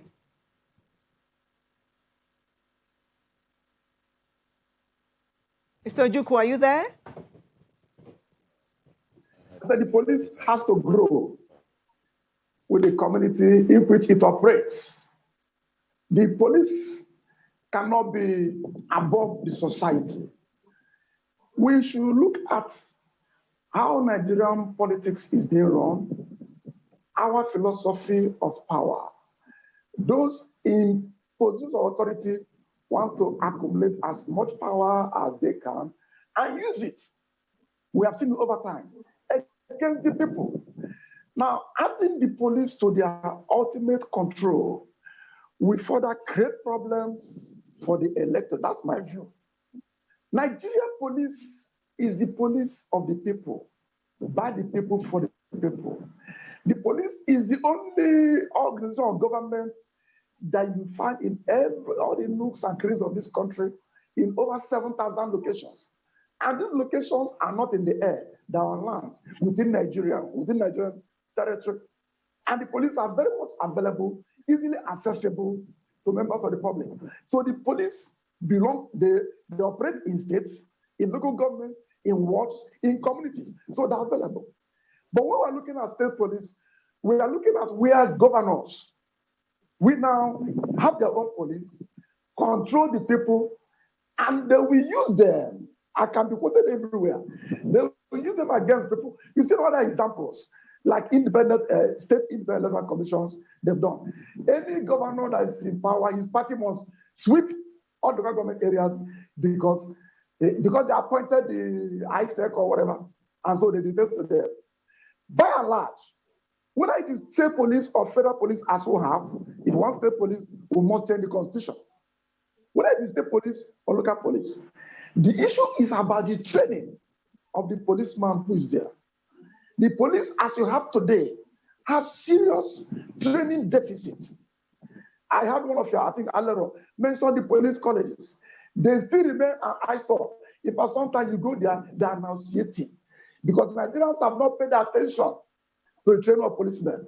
You see those who are well to do in this country, because of prebendelism, one person will have 200 policemen, at beck and call in his house. What is he doing? Carrying bags and all that. He pays. He has so much money.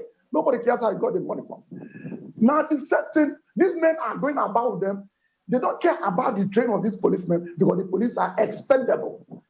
Policemen die every day in the course of duty. Nobody cares for them.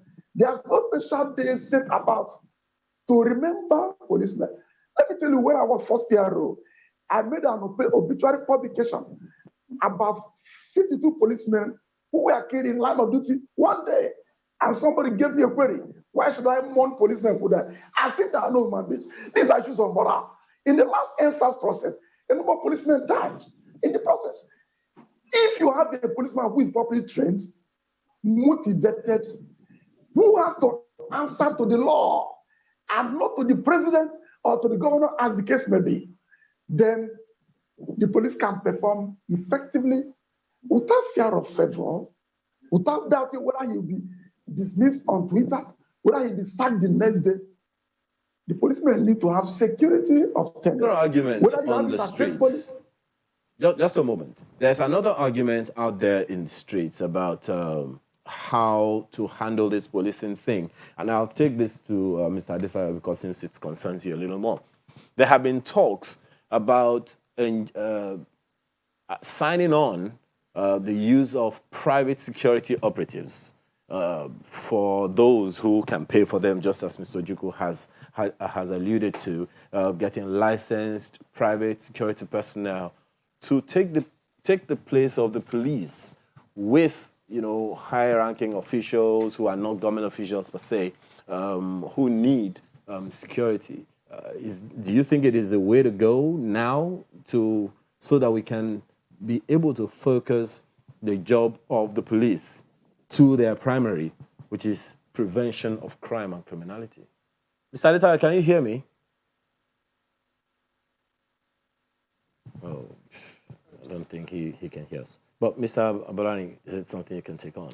Yes, it's something I can take on. To be very, very honest with you, the influx of deploying policemen to look after certain group of people in an area has been one of the worst and most disastrous things that could ever happen to any police authority. If you look at the ratio of policeman, one policeman to whatever number of people the UN has approved, then it means that there is a deficit if 3 or 4 policemen are taking care of one man and his family.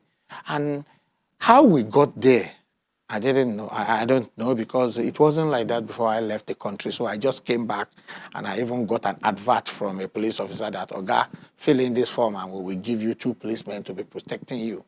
I would rather love to have 2 policemen posted to the estate where I live to liaise between the local division and the area command and take care of the type of crime that is happening around me, rather than locking one up inside my compound or inside my car to look after me alone.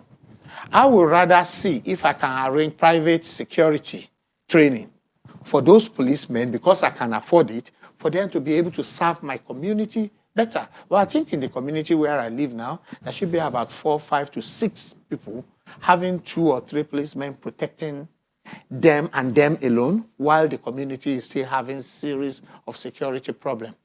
If you are rich enough and you realize that your wealth is attracting certain crime to you, then there are high-profile security companies all over Nigeria and abroad. Hire one of them to protect you, rather than eating into the existing not enough weapon, not enough uniform, not enough personnel in the society. Quickly, before we go, because we need to wind down now, Mr. Bolarinwa, the question that Mr. Ojukwu dodged, I will put to you. Is it time for us to start looking at the issue of state security, state police, seriously? Well, I'm surprised that you are asking me that question because we are already there. The Amotekun of this world. Which we don't get to hear about. Wait, the Amotekun of this world, the Isba of the north, and all these things are the natural way of this thing coming up because of the need for it. Okay, so we are already on the way there. We are already on the way there. Okay. How each governors are going to handle it and how people are going to get dividends from them is something we should start talking about now. Okay. Mr. Okoro should know that the trust that trust is earned and not reposed. This is from Armstrong. If Feoluwa says police in Nigeria are not to be trusted, Agui says the police know the criminals. They settle them. Oh dear.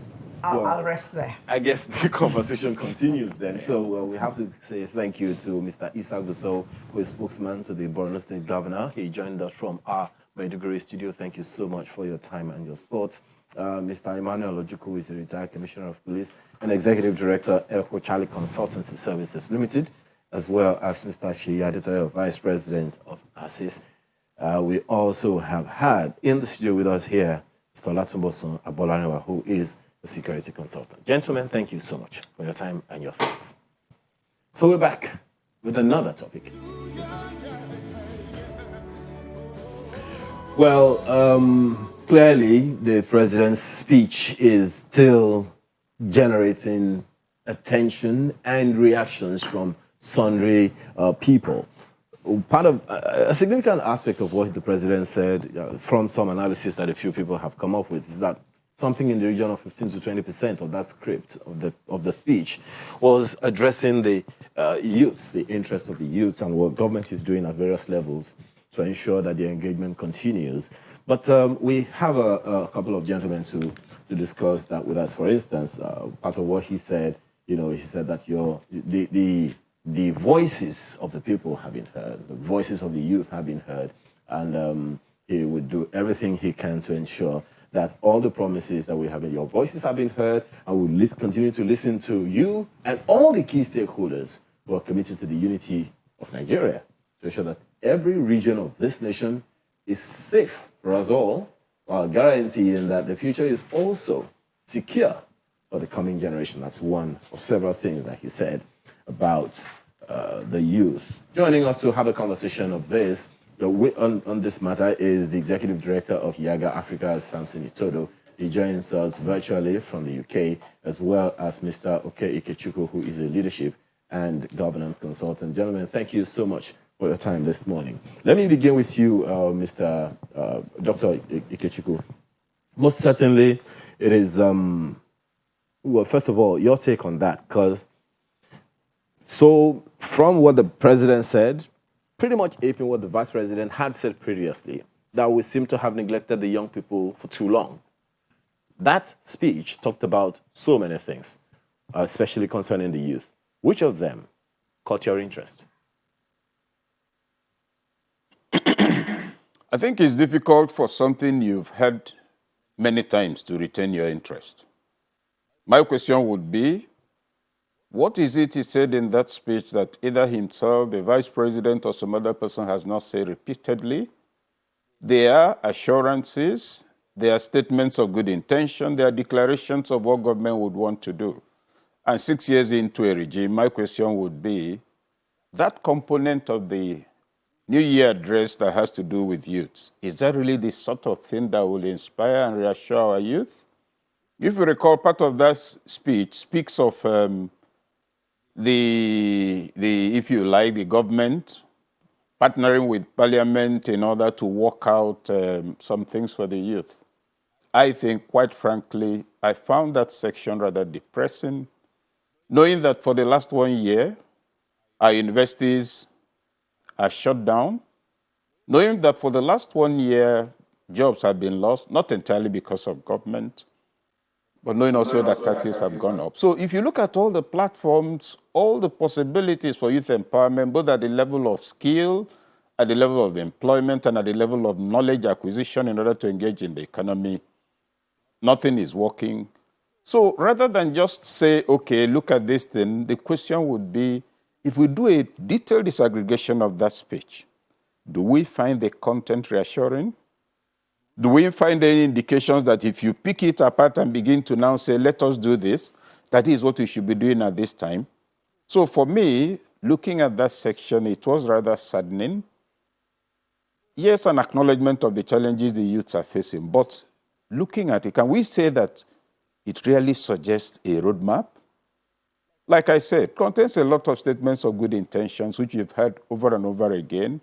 And for me, as a development expert, I would consider it slightly alarming because there are no specifics on the matter, and we need specifics now.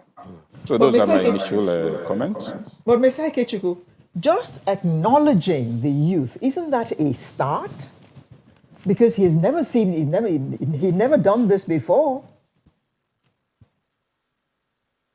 It is acknowledging the youth is good, but you see, there are, for me, and I may be mistaken, quite frankly, for me, there are acknowledgements that will be difficult to sustain when you're facing a crisis. That he acknowledged the youths, I would say yes, I will agree with you that that's a start. But a start in what direction after 5-6 years?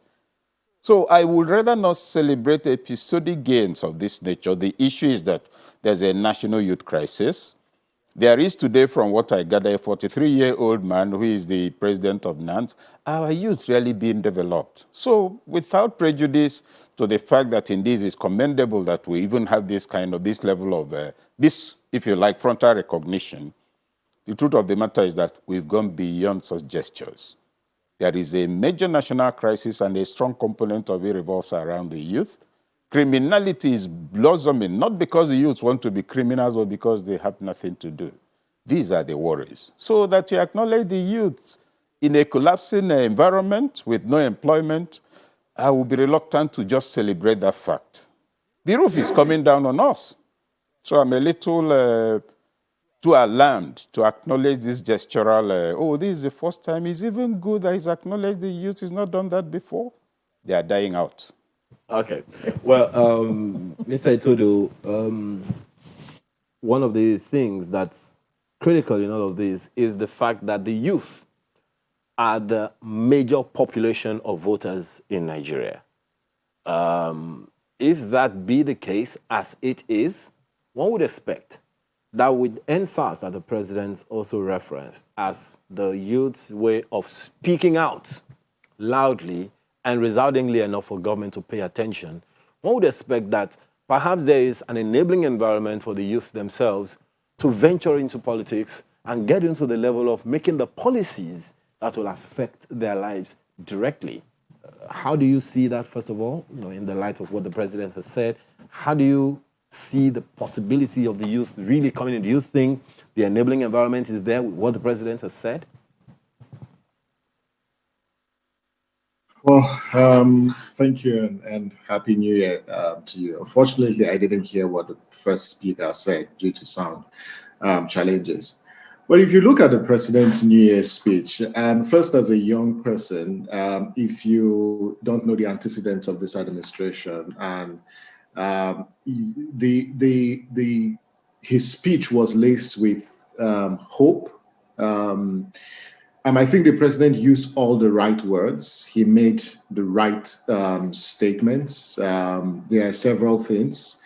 That speech has about 1,789 words. And youth or young people appeared 8 times. It was mentioned 8 times. 3 times he used young people. I think 5 times he used youth. And all through this, the statements in paragraph 7, 8, 9, 10, 11, 20, and 27 was where he mentioned young people. And first, he recognized the power of the youth, either as active citizens who placed a demand on his administration to ensure police accountability for violations of human rights as well as extrajudicial killings. That it took youth and young people to organize amongst themselves and place that demand.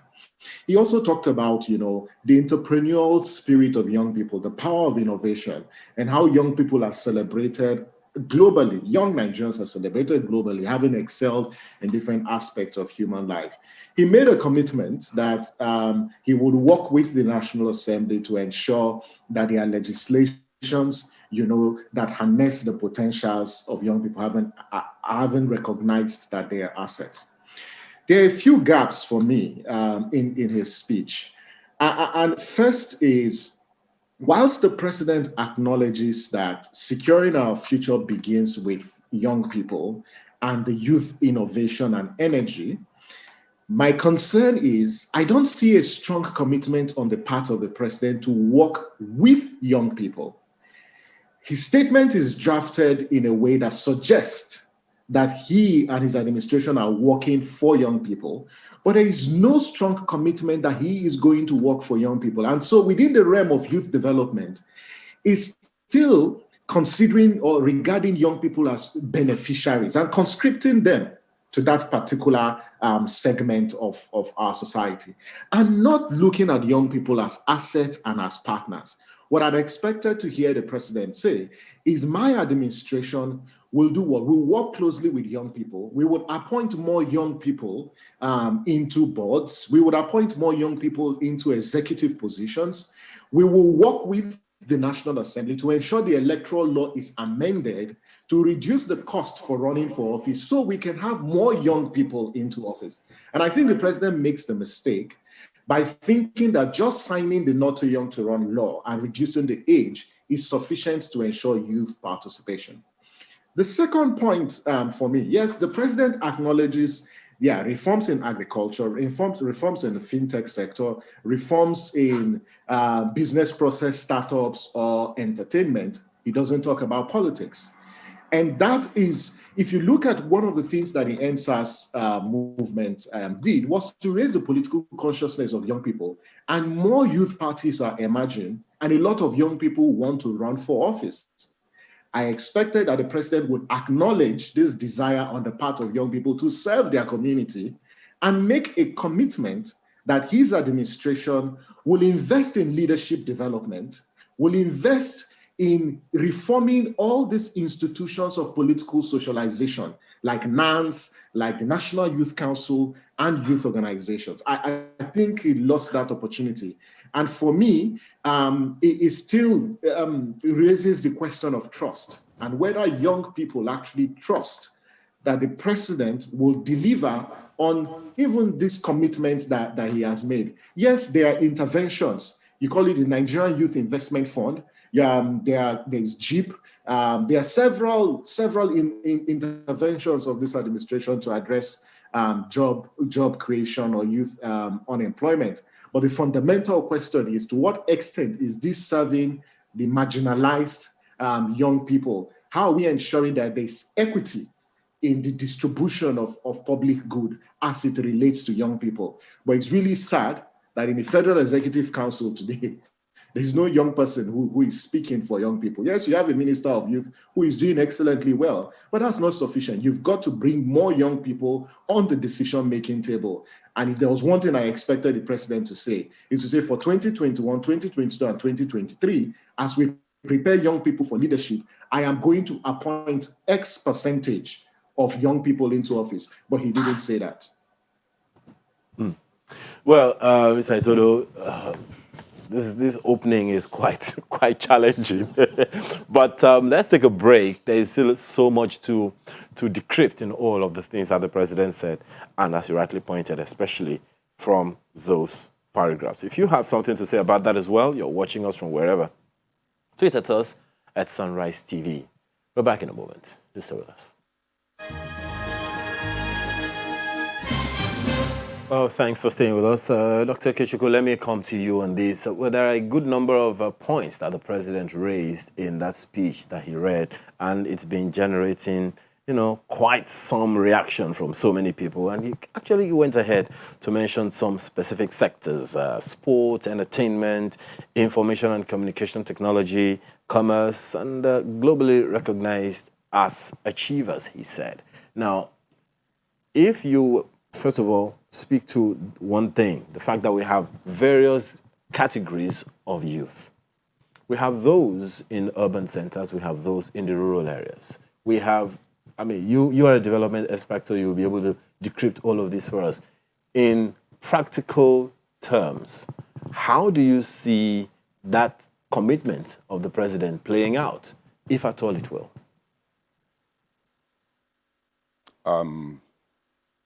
Like I said earlier, it's not enough to make a statement.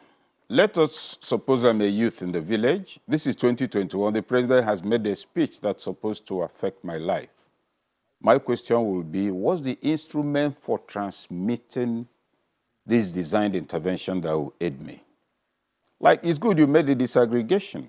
Even within the urban area, starting from the secondary level, you have children who are in private schools. You have children who are in public schools. You have people who are in, private and public universities. Now, these are the platforms for developing the next set of leaders. How are they being managed? So what you see in all of this is that there's a disconnect between pronouncements, policy, and delivery instruments. In all of this, do you see any instrument that will deliver? Let's talk entrepreneurship. The entrepreneurs and sportsmen and women being celebrated outside the country, we must ask the question, are they being celebrated as a product of the Nigerian state, following its institutions that prepared them, gave them the opportunity, enabled them to travel, now they're excelling in the name of the nation? Or are some of them poached out of here because their capacity would have disappeared otherwise? Or is it that they ended up doing well, we jump out? It's like a man, you're not quite managing your house well, but your children seem to do well in the village square and you're at home celebrating it. These are the things to consider. So that, whereas it is right, we have a duty to celebrate our own. They are Nigerians, they are our youths. They are beating others in academics, in sports all over the world. That should spur us to ask a question. Why is it that they always do so well when they go out of Nigeria? So if we do not raise questions like this, we make the mistake of assuming and recording as achievement results that should actually worry us, that these children left and then they did better. Is there anything here that undermines their ability to do better? Those are the concerns. So if you then leave all those in the urban areas and now come to the less urban, what is it that government actually delivers? Fine. I'm a young man in my village or in my town. I'm a vulcanizer, or I'm a pepper grinder, or I have a salon as a young lady. How does policy drill down until it gets to me? That's a concern. So the issue you've brought out stands out clearly, and I think that's where a lot of thought should go to. Disaggregation of the categories of youth we have in Nigeria, taking it further to the point of determining. That's why you need M&E, monitor and evaluation, determining that this policy statement, exciting as it is, will actually affect the youth. Yes, there's a not too young to run bill. It's been signed into law. It would be a mistake to assume that it's actually going to impact the youth, because there's, secondly, then, the politics of office and the financial implications. Signing that bill, will it give me 50 million to pick a nomination form if I want to contest for an office in my party? It will not. Are there instruments for delivering young people of capacity who don't have 50 million, but who on the basis of their ability, we can say, no, no, no. So these are the challenges. And that's why I'm a little worried about the overall texture and tenor of the speech. When you make a presentation that states what ought to be, why it should be, but without enough attention to what you need to do to make it happen, you're likely over time to end up floating at the level of advice, at the level of brilliant laws, but without the instruments for delivering the laws. I would imagine, for instance, that the federal government should be not just concerned but alarmed at the age of youth leaders all over the country, across all the political parties, the National Nigerian Youth Movement, National Association of Nigerian Students, that the government should be concerned that for the last 25 years, there has not been a year that none had less than 2 presidents, and that most of the time these are graduates of not less than 5 years standing, and that there are more politicians than you. So that the platforms for youth recruitment have also been taken over. These are the issues because you're talking about tomorrow. So the disaggregation will clearly show to you that, yes, here in Abuja, there in Lagos, all over, at state capitals and among the elite and people who have television, we can speak of what is being done to leverage Nigerian youths. But the truth of the matter is that the bulk of the youth, over 68 to 70% of that population, is out there, outside of this net, and that they constitute the people you see on the Ojuelegba Bridge, those who are making trouble, who come out to raid people on the road, who are, who are armed robbers. Would they be armed robbers today if they had other means of livelihood? The answer is no. So it's important that we break it down so that we don't walk away with the illusion that we are making fantastic impact. If you say a lot of young people are doing well as entrepreneurs, yeah, many are doing well, and that is a fact. They are doing well internationally, yes, but what's the population of our youth? What percentage of that population fall within the group we are celebrating? That's where the alarm will come from. So whereas it's good that we are seeing indications of excellence, the more worrying thing and what we should ask questions about is there a way we can recreate this environment such that the excellence emanates from here and doesn't always have to come out only when they go out of Nigeria? So these are the issues. Okay. Mr. Itodo, I would like your reaction to this tweet from Armstrong Mogaji, who says they talk about the youths being in politics, but create a million barriers to stop them from going in. How much does it cost to pick a form of interest? How much does it take to pay delegates at primaries? How much to campaign? That's why only those old men can afford it. Mr. Itodo, please. Well, I think that's a fundamental problem of our political system. And there have been attempts, to reduce the cost of politics. In the 8th National Assembly, the National Assembly passed an electoral amendment bill that sought to limit political parties from imposing exploitative fees under the guise of nomination forms or sundry fees or admin fees. You recall in 2019, the president bought his form for 45 million because the APC pegged 45 million as a cost for its presidential election nomination form. The PDP for governorship pegged about 22 or 20 million thereabout for nomination forms. And it's clear that securing party nomination is exclusive for the highest bidder and the highest spender. And you can't structure your politics along that line because what you have is political leaders emerging, and their first preoccupation when they get into office is how to recoup, this amount that they spent for running for office. So that bill was passed, but the president didn't assent to it.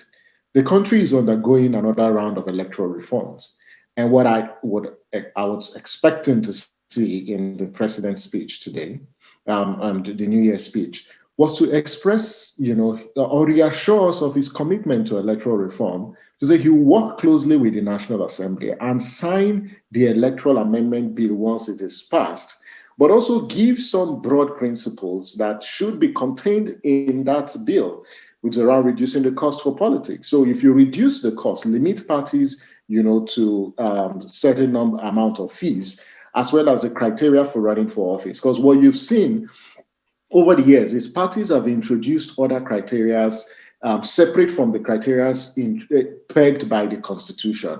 And so if that bill is passed, the president will assent to it.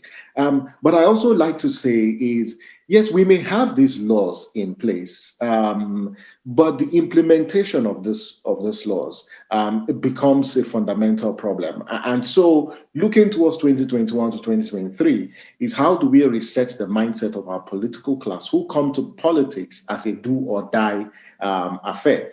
The second point tied to the question raised is internal party democracy.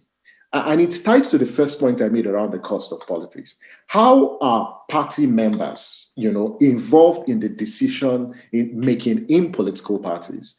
I say this, that the two major political parties, as at today, do not have an updated, accurate register of members. And so the question is, how are delegates even selected in the course of party management? So it's important that we underscore the point that if the president is really concerned about young people, he needs to also focus on political party reforms and how parties ensure that they have updated register of members, that the process of membership registration is clear, is inclusive, and then the process of delegate selection. I think that these steps within party management are very, very critical, because what you have is individuals, oligarchs in political parties have hijacked party machinery and made it very, very difficult, for people with competence, character, and capacity to emerge as candidates within political parties. But I cannot conclude by saying that young people shouldn't just look at the APC or the PDP in determining platforms to seek public office. There are other political parties. As of today, there are 18 registered political parties. And I think that people can find, parties that resonate with their ideology and seek to run under the platform of those parties. But don't also focus on the political parties, but make yourself popular amongst your people. There are people who sit in State House of Assemblies today who did not have all the resources that they needed to run for office, but they are in office because they are popular amongst their people, and their people have confidence that they have the capacity and have the responsiveness required of public leaders, and so they voted them into office. Well, Mr. Itodo, I'll stay with you for a bit. Musa Abdurrahman says on duty, on Twitter, I beg your pardon, says, we continue to blame the presidency for everything. What of the governors and local government chairmen that are much closer to us? I don't think you are blaming the president for all the time. And if we do so, it's because he's a representative of state. So even he's a president of... I think the intention is to segue into conversations around the role of state governors in the politics in their states and the local governments and everything. Of course, this is something you have also spoken about quite a few times. So shouldn't we be looking in that direction as well? I agree with you. The governors have a critical role to play, but I must also emphasize that the Constitution vests agency on the office of the president. And we've got one of the most powerful presidents in the world. So he needs to accept responsibility. It is our duty to place responsibility at his table. But the component units and the governors also have a critical role to play, because they are leaders of their parties in the states. And I'd say this with all sense of responsibility. Now, across the country today, there are only a few governors who have expressed and have shown through their actions that they are committed to empowering young people and providing young people space within political offices. If you look at the governor of Ekiti State, if you look at the governor of Kaduna State, if you look at the governor of Cross River State, if you also look at the governor of Bauchi State, you see, these are governors who have created spaces for young people who sit either on the executive council or have secured secured tickets for running for office. So the governors have a role in building leadership capacities in young people and providing that access for young people. At the local government level, there is also a role that governors also have to play. And the first role they have to play is to ensure that local governments are only constituted by democratically elected individuals and not appointed individuals. Because the governors have acted in a manner that suggests that they are not interested in local governance or local government autonomy. And this is clear, even after the National Assembly had passed, the bill on local government autonomy. So we've got to ensure that democratic elections are conducted, and the parties create that space for young people to participate, because local governments are the closest government to the people, and that's where you have majority of young people. In the FCT, for instance, you have councillors who are about 21 or 22 who currently represent their people. So we need to encourage more young people to also seek for office at the local level, but also keep their eye at the national level. Because oftentimes people say, oh, push young people to start locally and then they grow through the ranks. Yes, whilst that is important, there's nothing within our democratic books and our constitution that says that young people should only look at the local level. There's leadership deficit at the center. There's leadership deficit in our government houses in the 36 states. And so if young people who have what it takes to hold office want to aspire, the fact that we're a constitutional democracy, we ought to protect that right and give them that space and that opportunity to exercise their right, because they function of right and not a privilege. All right, Mr. Okechukwu, beg your pardon, Dr. Okechukwu. Some have also spoken about capacity. Abdurrahman, for instance, says, I think the problem with the youth is training, education. So if you are to look at the capacity of the youth to get into these spaces that we are talking about now, do you see the capacity there? Or, as some other people have said, do you think there is a deliberate intention to keep them right there where they are? There are youths with enough capacity for them to fill the available places. The challenge is that of mentoring and nurturing. If I'm in a position at this my age, and I only take young people who have capacity for thuggery or doing the kind of things that will not lead to development, they will be the next set of people I'll promote for leadership. So I'll be failing in that recruitment and mentoring agenda, and that's a part of the crisis on the table. So it cannot be argued as a reason, because there are enough such youth and they can be sought out. But if the question is whether youth capacity is at its peak, the way it's supposed to be, no, it is not. So we can't just argue capacity as an excuse.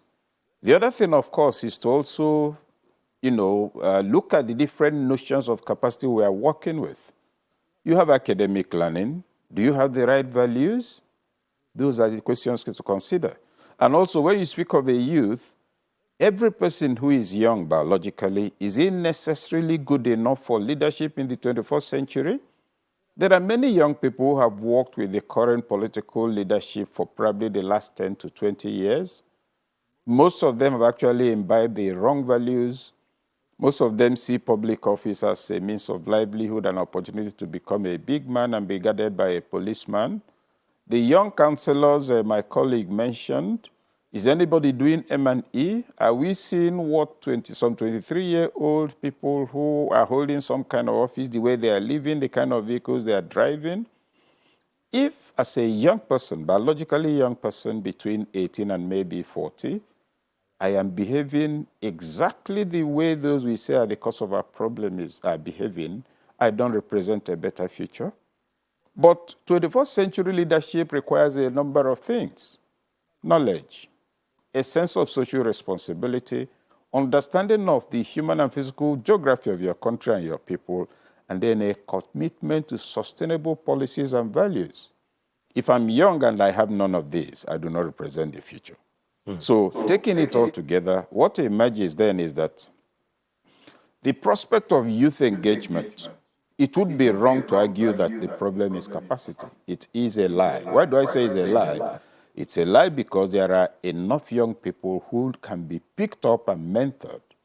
They already are good enough to serve, enough in every state of the federation. Nations don't change because everybody has turned smart. It changes because a few good men and women occupy the right positions, formulate the right policies, and enforce them. So it is not correct to speak of capacity as if you like, the thing blocking the possibility for our youth. It's a lie. There are enough youth that can be engaged. But the second leg of the submission then is that very, very elaborate efforts have to be made to expand the capacities of our youth. Capacity is not just about academic education. Back in the 70s and 80s and part of the 90s, there were driving schools, there were fashion schools where people will actually go, study for a year, sometimes 18 months, get duly satisfied. There were city and guild exams that qualified plumbers and all the rest of it. All those are gone. So now, because we've progressively decapitated what will help us develop the right quality of youth to engage in the economy, employment is only being seen from government. The bulk of the population of any nation are not employed by the state. So these are things we need to reactivate, namely that young people, if you talk in entrepreneurship, it's not sufficient. The laws are not, it's not just enough to make the laws. How will they get the finances? What are the supervising organizations? Have you taken inventory of the NDE, National Directorate of Employment, and similar, Sweden and the rest of them? One of the unfortunate, and I recall the comment about governors and youth empowerment and many other things. Part of the unfortunate outcome of some studies we've carried out is that you find that in many states of the Federation, if you take the records of youth empowerment for the last 12 years, you find that most of the names recur in the place 2 or 3 times. So it's become a recycling platform. And then also, you'll ask yourself, if you're talking about capacitation at the level of the economy, not let's leave leadership now. Take, for instance, I think there's a state governor that recently distributed rabbits to encourage rabbit farming. Rabbit breeds very fast. If you produce a lot, you will sell.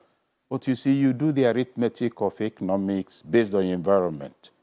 You're breeding rabbits in an environment where it is not a delicacy, it's not something people will ordinarily buy to eat. There's the case of a governor who empowered young people with shoe shining boxes and one who gave them wheelbarrows. You see, do not decimate your youth. That you didn't go to university doesn't mean you cannot engage competently, rise to any level in the society as we saw some elders do when we were growing up. So putting it all together and looking at the crisis on the table, my take is simple. Our youths need the kind of help that will come, not just as policy, but as reality they can touch. They need the kind of intervention that they will see that it affects their life. The reference to local government chairmen and state governors, yes.